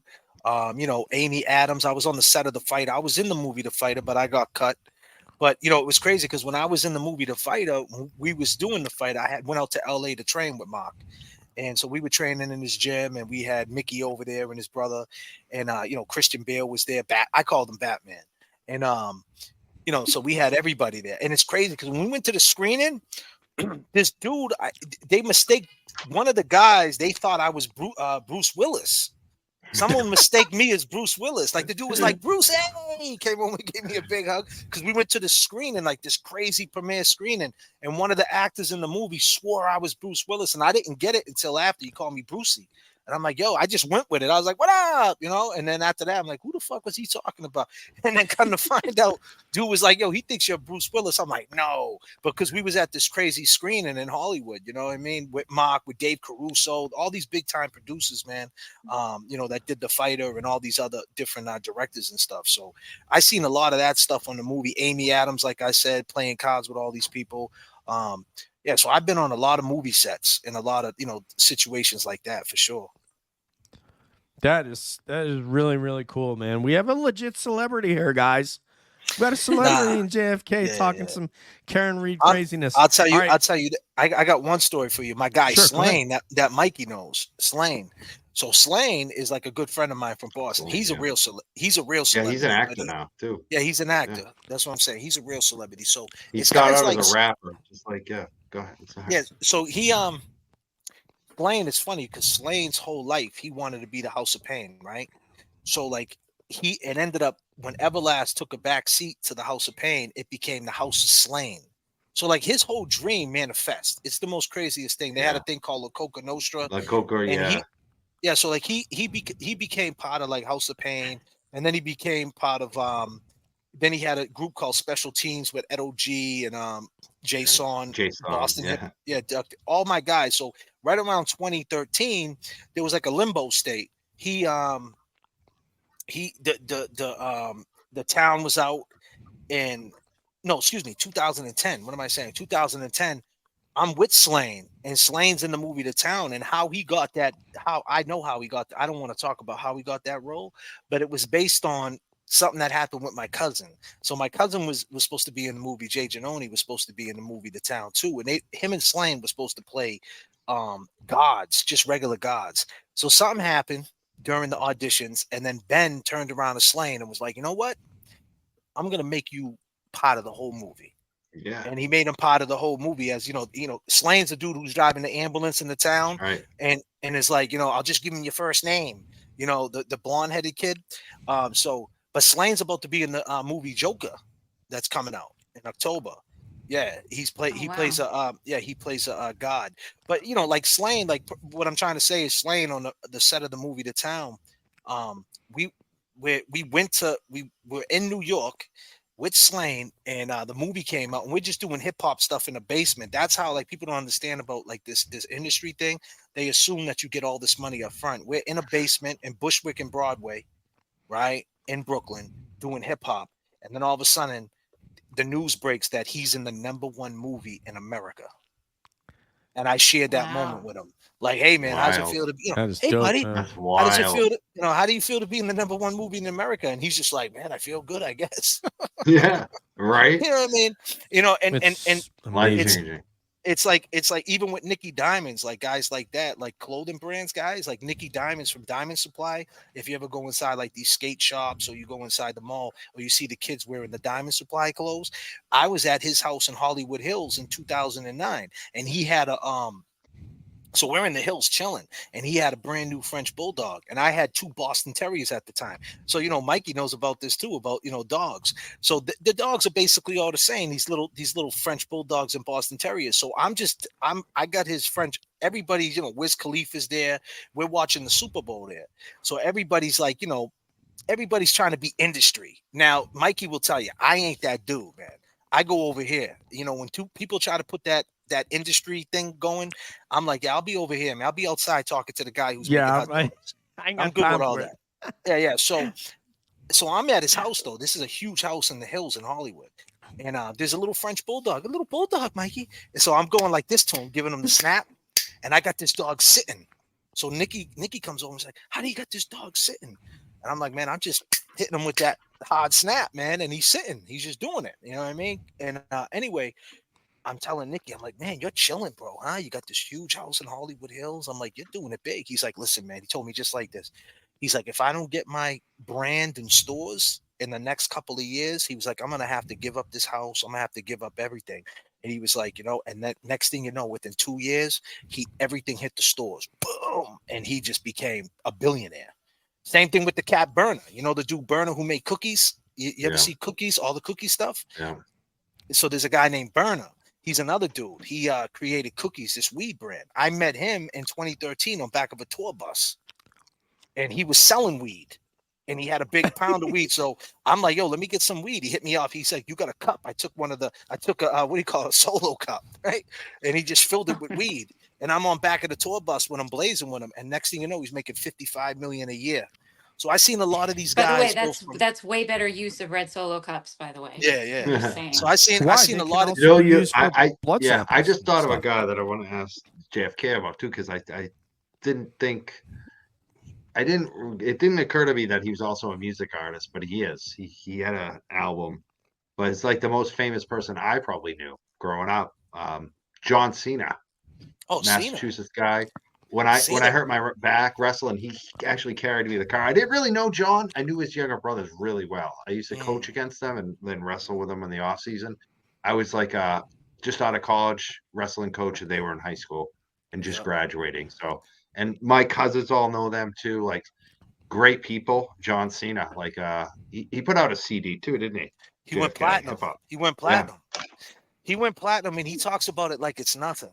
Yeah, I met him before he was famous. Like I knew the brothers, the two of the brothers, and the parents they're all wicked nice people. They just like he's exactly who he is. Like that's no different. His father's Fabulous Johnny. His father does wrestling still.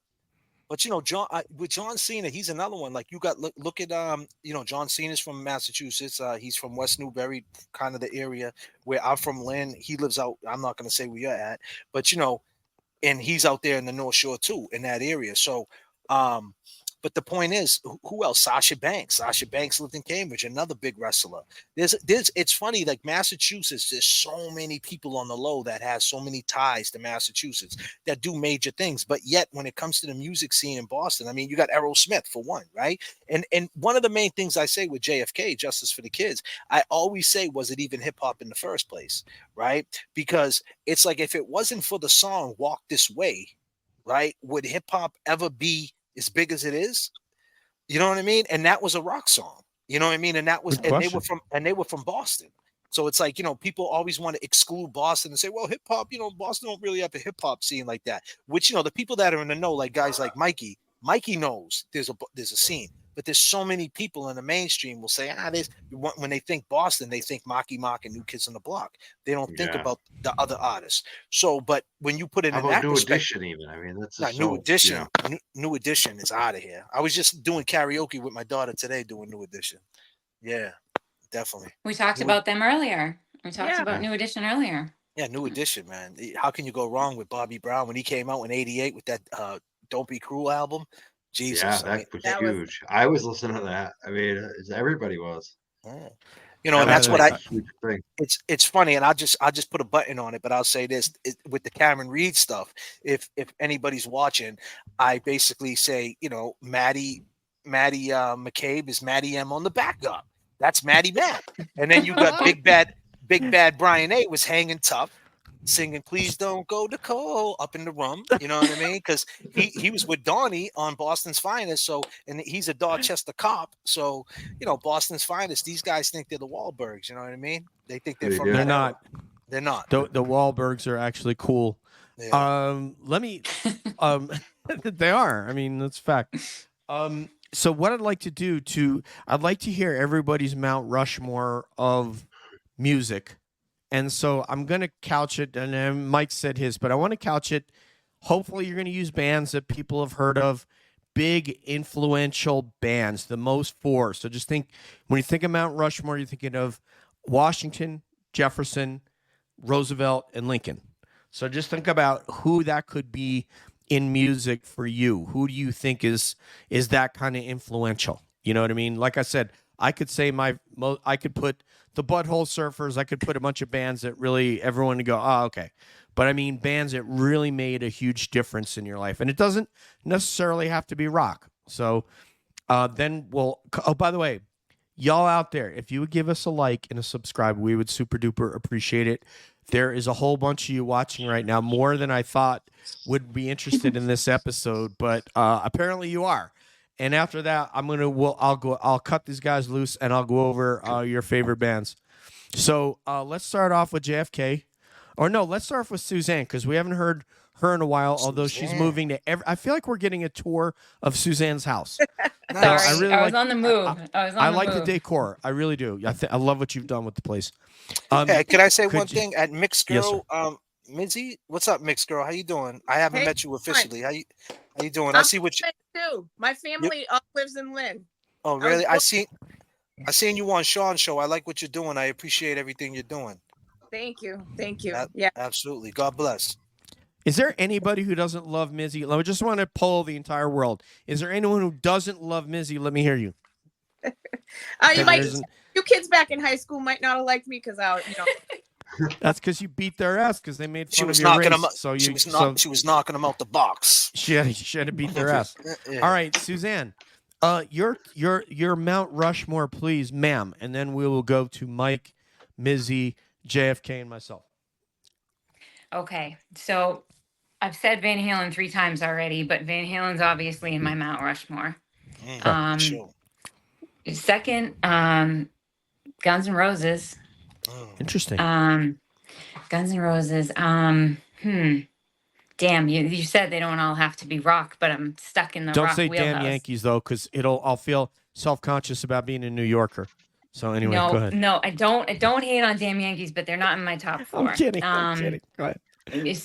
So yeah, I got to stay in the rock wheelhouse because I'm kind of a rock wheelhouse girl, Sure. and put Led Zeppelin in there. Woo.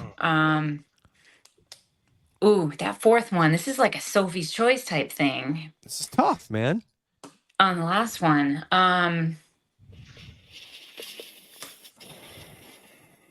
damn, that's hard. You put me on the spot. Sure. Who did We I can say earlier? So you had Van Halen, you had Led Zeppelin, you had, what was the third one? Can't remember the third one. I said Guns N' Roses. Guns N' Roses. So you have one more. And you said most influential in my life. Right? Influential to music, but you could also say in your life. Sure.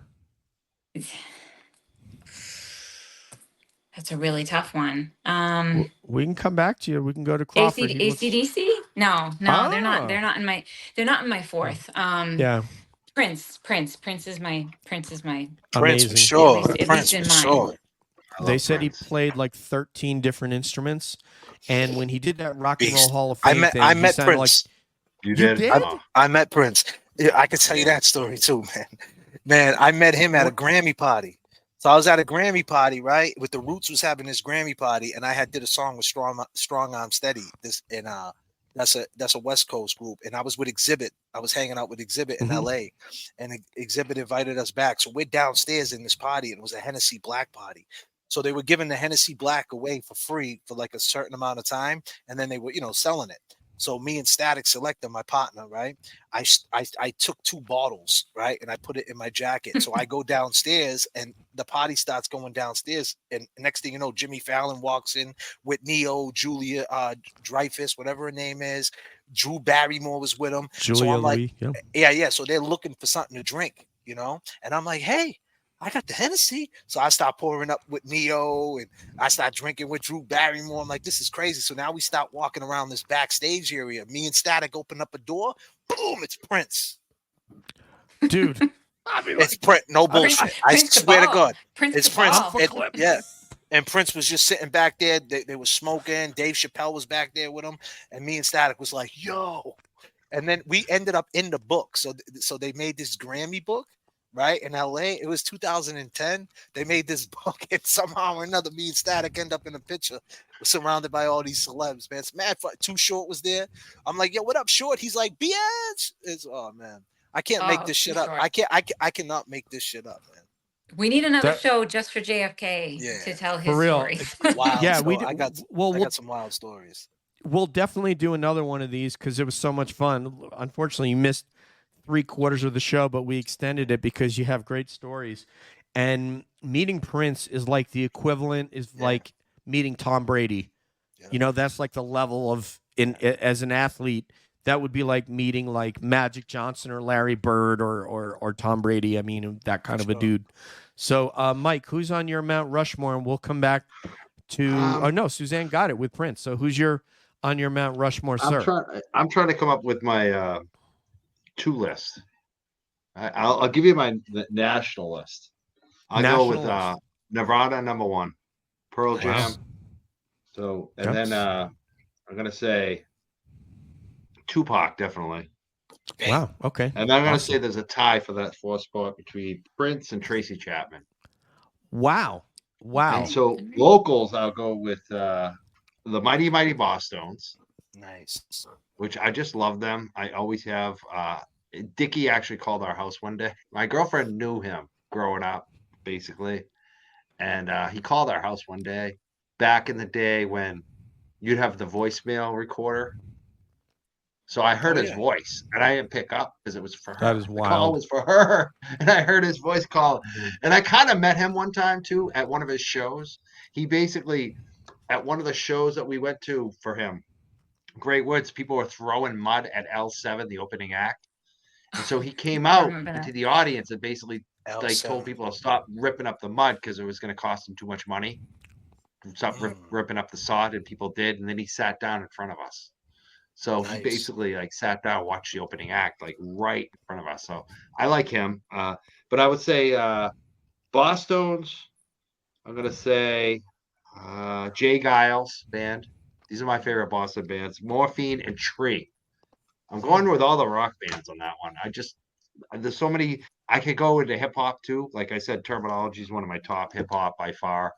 Definitely local. He's not, he's from Massachusetts as well. So there's so many I could go with the local acts. But I'm just picking like you said, big acts. Big acts. I could put the Cars in there too. I love the Cars. Oh yeah, the Cars are awesome. amazing. Oh yeah. Yeah. Way I like underrated the band. Boston and local Massachusetts acts. Let me ask you this: that new Eminem song, Abracadabra, that was the Cars, right? No, it's Steve Miller Band. Oh, Steve Miller Band did Steve that. Miller. Yes. Yeah. Yes. I used to see them back in the day too. It's so funny. Everyone would go to Steve Miller. Oh yeah, Great Woods. Yeah, remember that? Great Woods. Yeah. Eminem took that in his new song. He took that Abra. That's a good groove. That's a groove. That's a groove right there. Yeah. That's a He good went one. #1 too. I try to. It's funny that the music that gets taken, like Tupac, like he used to take for Bruce Hornsby. Which song? Which one? The range, yeah. The Yeah. way it is. The way it is. The way it Yeah. is. Love He that also one. took Change. he took Stevie Wonder on the Tupacalypse too, on Part-Time Mother. He's a part-time lover. He did Part-Time Yes. And those are good. Yeah. Both of those songs, like his versions were good and their versions were good. The originals, like both of them were good. Yeah, Shock G, man, he was a beast, bro. And R.I.P. Shock G, man, from Digital Underground, who actually, found Pac and put that whole thing together. He ended up ODing and dying, but he's another guy that doesn't get his credit. He was before his time too. Digital Underground was good. They were amazing. Yeah, they were. Yeah. I mean, Humpty Hump, like the dude, like the mystique that he had, putting the nose on, and he could I rap. love that.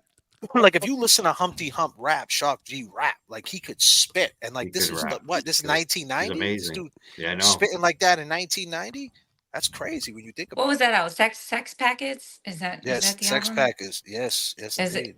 I got in trouble for having that album, but Yeah, it was a good album. for sure. Yeah. I want to get Mizzy. What is your Mount Rushmore, ma'am?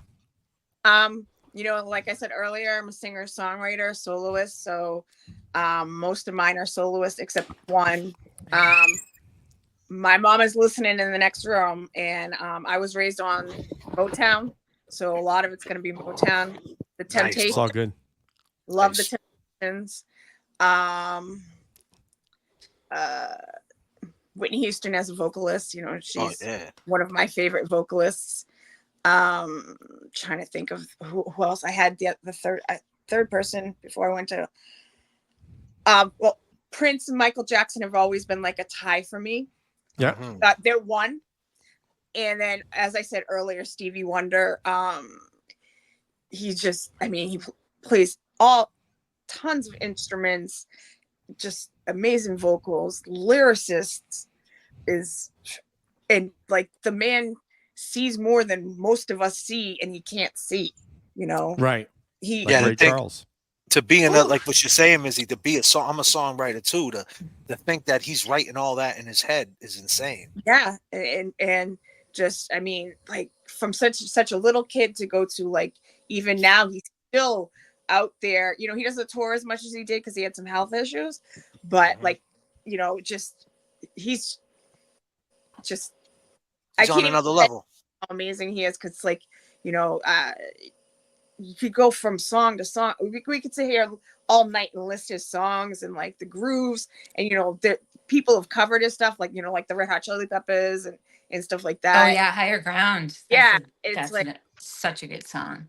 He's like, for vocalist, he's like my heart. Like he's my music god. Like he I can't even put him on Rushmore. He's above Rushmore, you know. For me. As vocalist, like, just, you know. Mizzy, you've just made me reassess my whole game here with this Mount Rushmore thing, because you know, Julie very adroitly put up Roberta Flack in there, you know, strumming my face with his fingers. You guys remember that groove, right? Yeah. Oh yeah. So I could do one that would be like Minnie Riperton. Loving you is easy because you're beautiful. Yep. Loving you, right? Yep. Roberta Flack. I could do Karen Carpenter, because we still haven't seen a vocalist with that the exact richness that Karen Carpenter had. And then I could put Elton John. Drummer. I'm sorry, love. Say again. She was a really good drummer. And she was a good drummer. I forgot all about that. Right. She was a drummer for the Carpenters before she took the microphone. Like, wait a minute, Richard, shut up. She's a better singer than you'll ever be, than most of us will ever be in our lifetime. The great performance at the White House, by the way. So, yeah, I could go Karen Carpenter, Minnie Riperton, Roberta Flack, and then Elton John. If you go and you Google the late 70s, before the throat surgery that destroyed his voice, Elton John, we've never had a voice like that in rock and roll. When did Elton John drop I'm Still Standing? When that came out? Oh, this is way before 80s. that. I will send you. That was a joint though too. That was a good song, but I'll send you cuts that his range. He lost the high range. He lost the range after that surgery. I'll send you a couple cuts, JFK, so that you can on your DM, and then you tell me thumbs up, thumbs down, or holy shit, that's amazing. So anyway, Tiny Dancer will always be my favorite. Oh my god, of all time. There's a 1976 version of Someone Saved My Life Tonight. It'll blow your mind. I'll send it to you.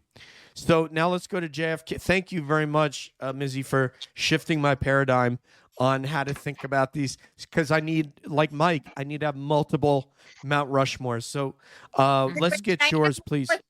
Yes, ma'am. One more thing. One group that is from the 90s. I love Boys to Men. Like, just Boys to Men. Boys to Men.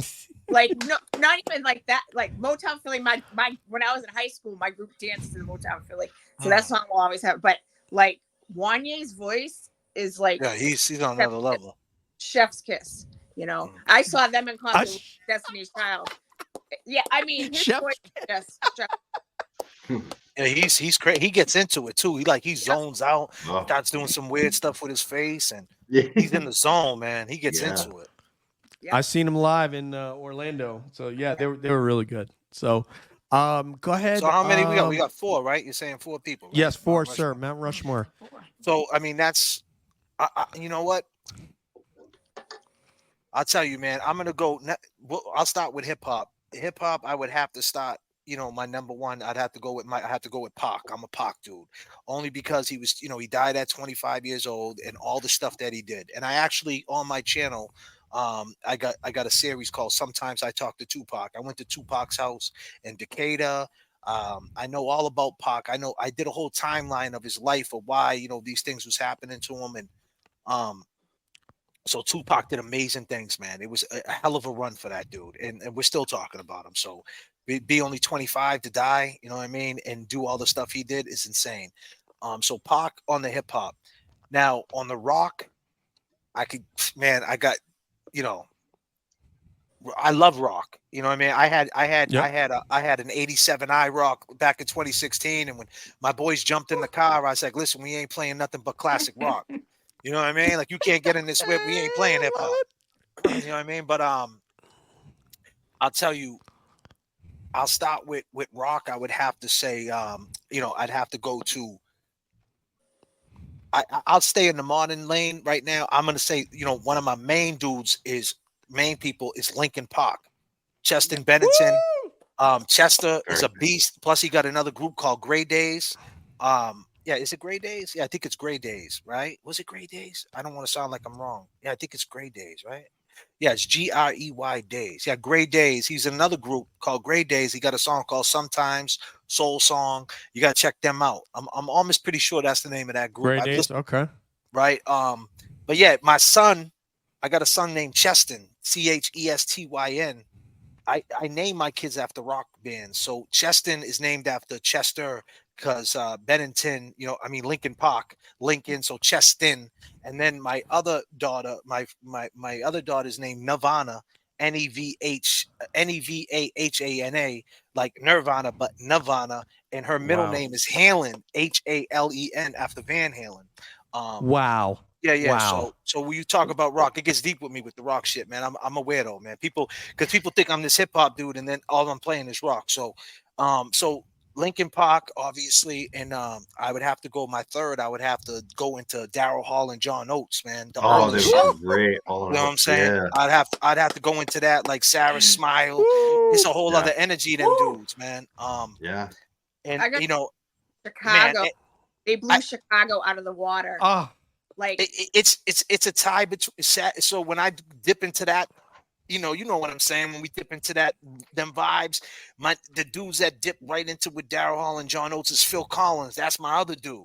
You know what I mean? Amazing. I love Phil Collins, man. He's a beast. Like, this poor guy got a messed up back. He basically gave his life to this shit, fell off stage, and yes. So like I put them together, right? And then my last but not least, I would have to stay Boston, and we have to kick it to that era. I'd have to say New Edition, Bobby Brown, that whole era.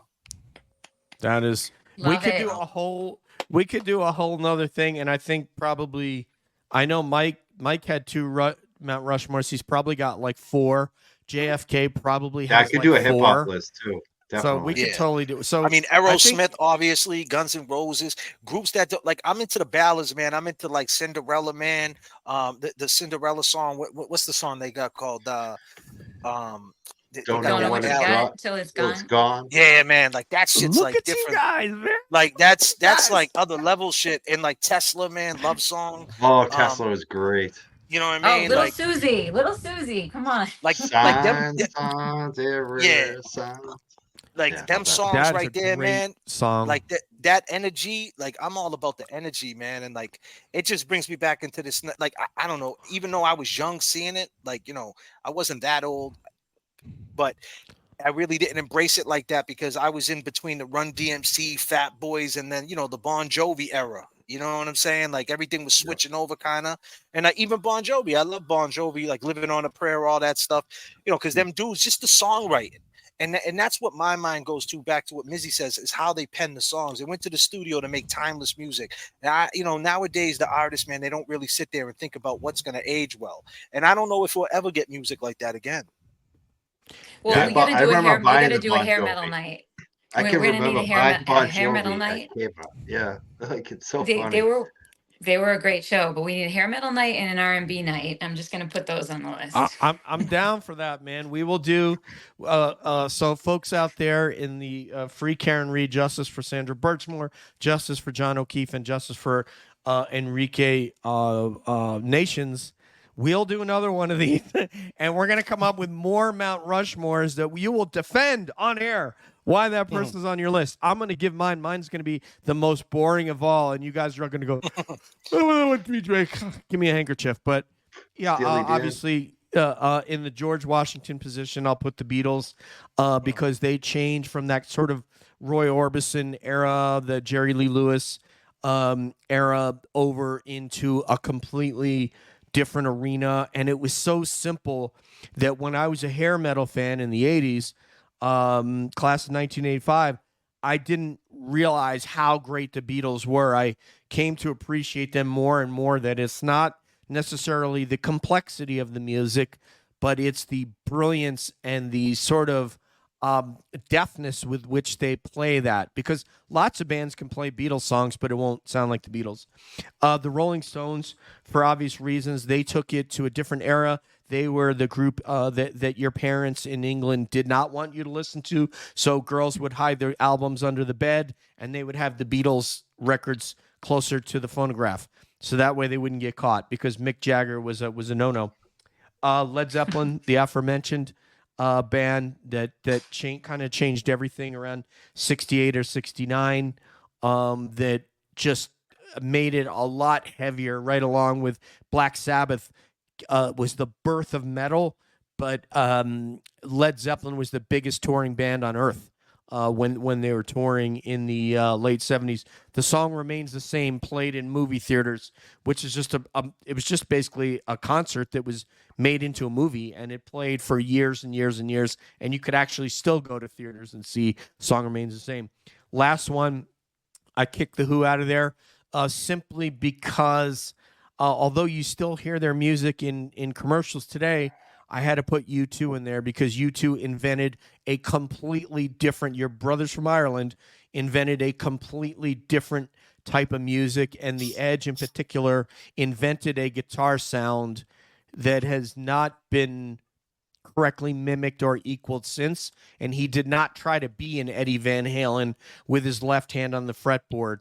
He used a whole series of different pedals and an amplifier, and was more concerned with the sounds that he could make that were different than what other guitar players sound like. And U2 is just amazing. So yeah, that New Year's Eve song, was it New Year's Day? New Year's Day, yeah. Yeah, that's my favorite U2 joint right there. That is my favorite too. It's so dope.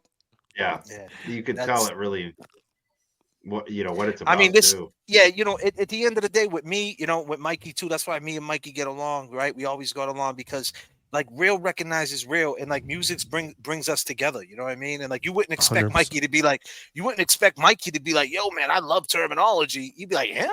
And the same thing, you probably wouldn't expect me to say, I like Cinderella. You know what I'm saying? So, but it's the songwriting, it's the purpose of it, the mentality to go into the studio and make this music, like a Phil Collins when he made one of my favorite songs is what's the one he got, Another Day in Paradise, like spitting jewels to people. It's like he didn't have to write that song. He could have did some pop stuff, even though it was kind of poppy, but still he still had that message in there. And when you listen to it I play it to my daughter because I have young kids, so I don't make my kids listen to what's going on right now. For what? You know what I mean? I got a good Phil Collins one. Misunderstanding. Misunderstanding. Yeah, it must be holy some shit, that's a great song. misunderstanding. Yeah, that's Genesis, I think. Is that Genesis? Okay. I think It's that's when they were Genesis, but together. Yeah. It's still Phil. I mean, No Reply at All. That there's just a Amazing. boatload of amazing songs. And Yeah, I mean, just one just on that. I just want to say for this. my senior year was One More Night. My prom rather. Yeah. Yep. I just want to say this. If anybody listened to the thing I said about Chester Bennington, the name of his group that he had prior to Linkin Park that they put it out is called Grey Days. Is GREYDAZE. Grey Days. Check that out, man. They got some joints, man. They got some songs.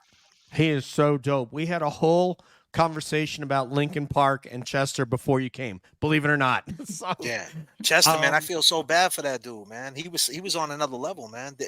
See, these are one-on-ones. Everybody we talking about is like one of one. You know what I mean? I think Linkin Park was one of one to me. We were discussing whether or not there was a predecessor band to Linkin Park, and our team here thought that maybe like Fred Durst and that band perhaps was, but I don't know. I don't know. Maybe I'm just not seeing it right, but I see Linkin Park as kind of a one-off that no one did quite exactly what they did with the other voice that they had in addition to Chester. What's the other gentleman's name? Does anybody know? Mike Shinoda. Mike Shinoda. Yeah. Mike Shinoda, right? He's half Japanese or something like Japanese brother. Yeah, that was. Yeah. I mean, so we're gonna do another one of these guys. But I've kept you guys 2 hours. I thought we'd get an hour out of this, but then when we were able to push this to 2 hours, and I felt bad, man. Material. I felt bad because I didn't answer you on the Twitter. I've been running around. I'm like, man, I kind of left him hanging, man. So I was like, let me see if I could, plus I want to catch up with my boy Mikey, man. So I'm like, man, let me see if I could jump in here real quick. I don't like to leave no one hanging, Dude, I am honored that you showed up, that you're here. I'm honored for Suzanne and your cat. And for Mizzy and his like Thin Lizzy is here. Mizzy got to meet JFK, so that was dope. Nice. Yeah, Mizzy, we got to do some work. I got to get you on my show. I got to get you on my show and chat it up with you. Definitely. And Mikey, I need to get back on that Young Jerks, man. What's up, man? we'll work it out. All right. I'll have my producer call you. Yeah. Certainly. I'll have your people call my people. Yeah. All right. I also want to thank everybody in the chat for being here. We would talk some more trash with you guys, but man, we've done 2 hours, and that's about enough for a Sunday night. Thank you very much, because you guys contributed some amazing stuff in the chat. You really did. Thank you, Jules, for showing up. I hope everything's good over there. Someone's pumping up some Genesis. I don't even want to tell you, because that was the time when I was smoking, Mike, and I listened to I'd lay in my room listening to Genesis all smoked out. So for sure. Some things don't change. For real. I mean, right? Some things don't change, my man. You got man. You got everybody here is funny. Everybody here is cool. Everybody here is awesome. I love you guys, and thank you for everybody in the chat. So wait, I want to make sure we hit up everything that's coming up, because I know I got Suzanne coming on Thursday. So Mike, just hit up whatever you got going on. Wednesday. Sorry, thank you. Suzanne's my producer. Next, we on the Young Jerks channel, we got Tuesday night. We're going to be airing the Canton Select Board meeting, which is always fun and crazy. So check that out at 7 p.m. We'll be, announcing it on our channel. Wednesday night, we have it looks like Chris Ferrone, who's a journalist reporter. He's going to be talking about the Post Commission. He did a big report about the Post Commission and kind of like the shadiness of it. So he's someone who gets into the details. He's broken a lot of stories in the past. So he used to be my editor at Dig Boston when Dig Boston was around. I used to write for them. Wednesday? Yeah, and Chris has written a lot of hip hop stuff too. Like he's written for like the liner notes for Wu-Tang Clan. He used to write for the Boston Herald, I think, music as well. Yep. But he's covered a lot of more like hard news. So it's going to be good to have him on Wednesday night at 7 p.m. Yeah, he's seen a lot of us stuff. At the Young Jerks 1 on YouTube, or at the Young Jerks on Twitter, Facebook, everywhere else. Everything that Mike said, that will his link tree will be in the show notes for this episode. So you'll see it when the podcast comes out tomorrow. All that will be there, as well as JFK's link tree. Mizzy, what do you got next? What do you got coming up, my friend? Actually, for the first time in 2.5 weeks, I am not booked anywhere. But I'm just gonna be like making some videos and getting some Sandra Birchmore stuff out there that I have to work on. I'll be announcing soon. I'll be posting soon. So if anybody's interested, come to our page. When our next standout is. We had an amazing standout yesterday in the rain. It was one of our biggest standouts so far. So that's about all I have going on right now. I'm sure something will pop up. JFK might pop up. Oh, yeah.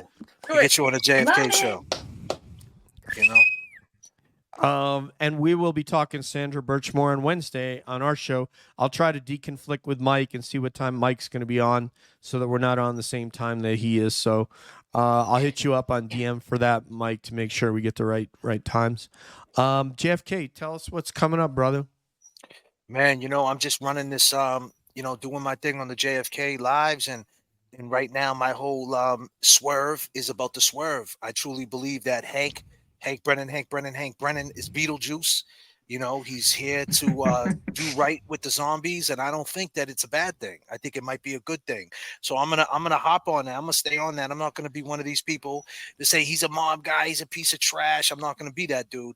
I'm gonna try to put the good energy out there and maybe lay some evidence out there and say, listen, maybe if he sees what we see, he might do the right thing. Maybe, and that's the angle I'm going with. So I'm going to bring some guests on and see what they think about that. And also, Read Between the Lines, my song, Read Between the Lines, if you guys haven't heard it.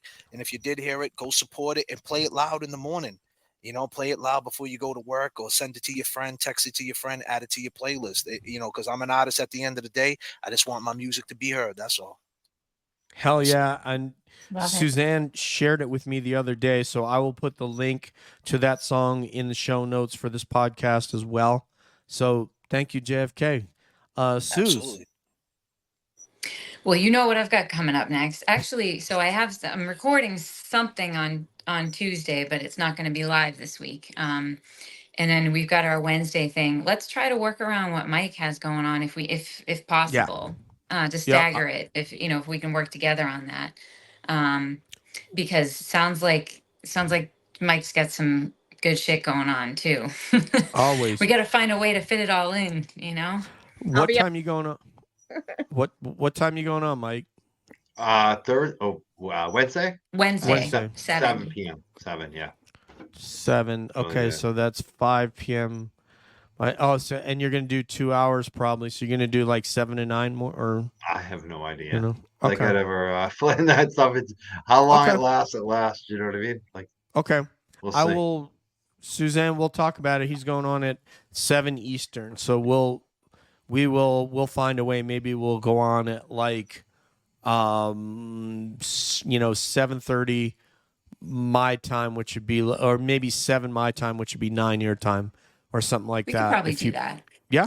Okay. I'm very interested in your friend there from Dig. I subscribed to Dig back in the day, and the post commission. I want to hear about that. Yeah, me too. Mike has the Big good time. shit, Yep. allegedly. I do. Oh man, the And news Mizzy, we're don't making. tell a lot of anyone work. that you're free for a couple days because you Yeah, deserve 'cause a you break. You're gonna Yeah. get booked up. Yeah, I think the one other thing I want to pump up is Thursday. Sure. It's 2 p.m. Turtle Boy gonna be in court. Mm. Oh, I awesome, think man. a lot of people are gonna be there Thursday afternoon for Turtle Boy. 2 p.m. Thursday, 2 p.m. Turtle Boy in court against. Is it? Oh, that's right. Bettero is his first What is it? appearance. I don't mean to cut it. Better I just want to ask a question. Like, what is it for? What's the status on the case? Witness intimidation, all those. He's got a bunch. No, of I'm saying like he's in court, like the start of the trial, like he's picking a jury. Like what's going on? No, it's some kind of pre-conference hearing. They've okay. been going like back and forth for months Mm. about number one, the Bill of state, particulars. not giving them all the evidence, so Discovery and shit. yeah, Yeah, so he we'll wanted see. a And now bill of- Bettero's going to be there, which is going to be that's dope. interesting. So Nice. we'll see. 2 p.m. Thursday. Bingo. The other Marky Mark, as we like to Yeah. call him, Yeah. that will be. I think, they've been asking for him and Tim Bradle. They've been asking for a bill of particulars to say these are the infractions that we say we're charging with. Don't just say throw like, oh, there's 100 different things. Say this. These are the incidents, and here you violated this. So that way they know what they have to defend, because they wanted to just throw a whole bunch of shit to the wall and see if it would just stick anywhere. And Turtle Boy and his team are not putting up with that, and nor will Mark. I got a question since we're here. How did you meet Bettero? Are you the one that brought Bettero into the fold, Mike? Somewhat. Yeah. Basically, he was on Twitter. One of his friends from Framingham is like a I I don't know. I'm not sure. Maybe real estate tax. He's a different type of attorney. He's not a criminal offense. He's something else. And he was following it and said to Betterow, you should check this out. And Betterow commented a few times about Wendy Murphy, who I've had some issues with, and her son, which is, she was posting. She's an attorney, and she was posting crazy shit about the Karen Read case. And so Betterow was just commenting about, like, this is crazy. You're a crazy lawyer. Like, you should be doing this. This is, So I reached out, and then I just kept having him on the show. Like, at first, the first time he came on, he's like, I'm just trying to talk about Wendy Murphy, about her lawyer, about her not being a good lawyer, obviously, by what she's posting. So by the time he came on, he was willing to talk about Karen Read. He had already. So let me say this is breaking. It. This is breaking news, right? This is breaking news, people. So there wouldn't be JFK on the Karen Read train, right? I was making my way in there. I was interviewing in Boston. I was doing the groundwork, but I had the Mikey Crawford card in my back pocket, and I used it. And here I am. Mikey Crawford put your boy over. And then Mikey Crawford put Betterow over. That's about to help Turtle Boy win an intimidating witness trial. So shout out to Mikey. I don't know if I put Betterow over. Betterow was already kind of big before this. Put him over on YouTube. Yeah. Now I'm saying as far as making this whole connection, you made these connections, man. Props to you, brother. Shout out to you. You did a lot of big shit, man. You got to give your flowers while you're here, my man. And Mike was one of the first big ones to let me come on and talk about Sandra Birchmore. It took a while for us to be able to connect because we both had, he canceled, then I canceled, then he canceled. It was like, but we finally, and he let me on, and he was one of the first big, before I was on, before Kevin Lenahan went cuckoo, I was on his show, but Mike was the first one, big creator to let me on. And I just Kevin too. Kevin gave me Young Jelly. I love that. And I'll just say this, right? The reason why I say that, because a lot of people in this game with social media or YouTube are very territorial. They have a gang mentality. They don't put people over. They don't share their platform. Mikey shared it, man, and he gave a lot of people a door to open up. You gotta realize too, though, with you, I know you, and I've seen what you do. Like, I respect you. I like your music. I like your mission. Like, even back in the day. Like, you are different than a lot of people. So it's obvious, like, that's what I look for. Even when I was booking, when I was booking the Hempfest, people always thought it was about who was friends with me. It was like, no, who's got the best message and can deliver it the best and reach the most people, has a following. You know how it works. It's like absolutely trying to do the best with your platform. And I knew you could deliver. That's the other thing too. I knew people would like you. That's it's easy. I appreciate it, Mikey, man. I just want to give you your props, Mikey. That's all, man. I appreciate it, man. I'm reminding you too, though. There's a reason why I had you on right away. Nice. Yeah, I've told people. I put this tweet out recently. We are not in competition with one another. We are supporting one another. Maybe over there on the the put Karen Read in jail crew. Maybe they fight amongst one another. I'm trying to promote Mike's content or JFK's content, or Nurse Kim is just that episode. I told her the other day, that episode she did with Colleen from Boston. What's her name? Colleen O'Neill. Is that her name? Colleen O'Neill. Yes. Yeah. I was like, this is a virtuoso. This is a Michelangelo. This is a Monet level of show. I said to her, Mike, I'm like, don't you want to inspire us? Don't you want to give us a bar that we can actually reach when you do an episode like that? I mean, it was just amazing. That's awesome. I loved it. We want to have an episode where we go, who has the coolest Massachusetts accent? Is it Nurse Kim? Is it Colleen O'Neill? You people be the judge. So it's going to be close either way. Right. But yeah. I'm not worthy. I like JFK's. I'm going to throw JFK on there. He should be in there too, man. And Sean. We'll make it a 4-way competition. Oh, Sean was on fire tonight. Sean had a private. I'm gonna watch that after. He had a private live. He was on fire. Shout out to Sean. Sean's so committed, and Sean ain't playing no games. And I'll just say, Sean is part of the not effing around crew. He ain't playing, man. He put me over.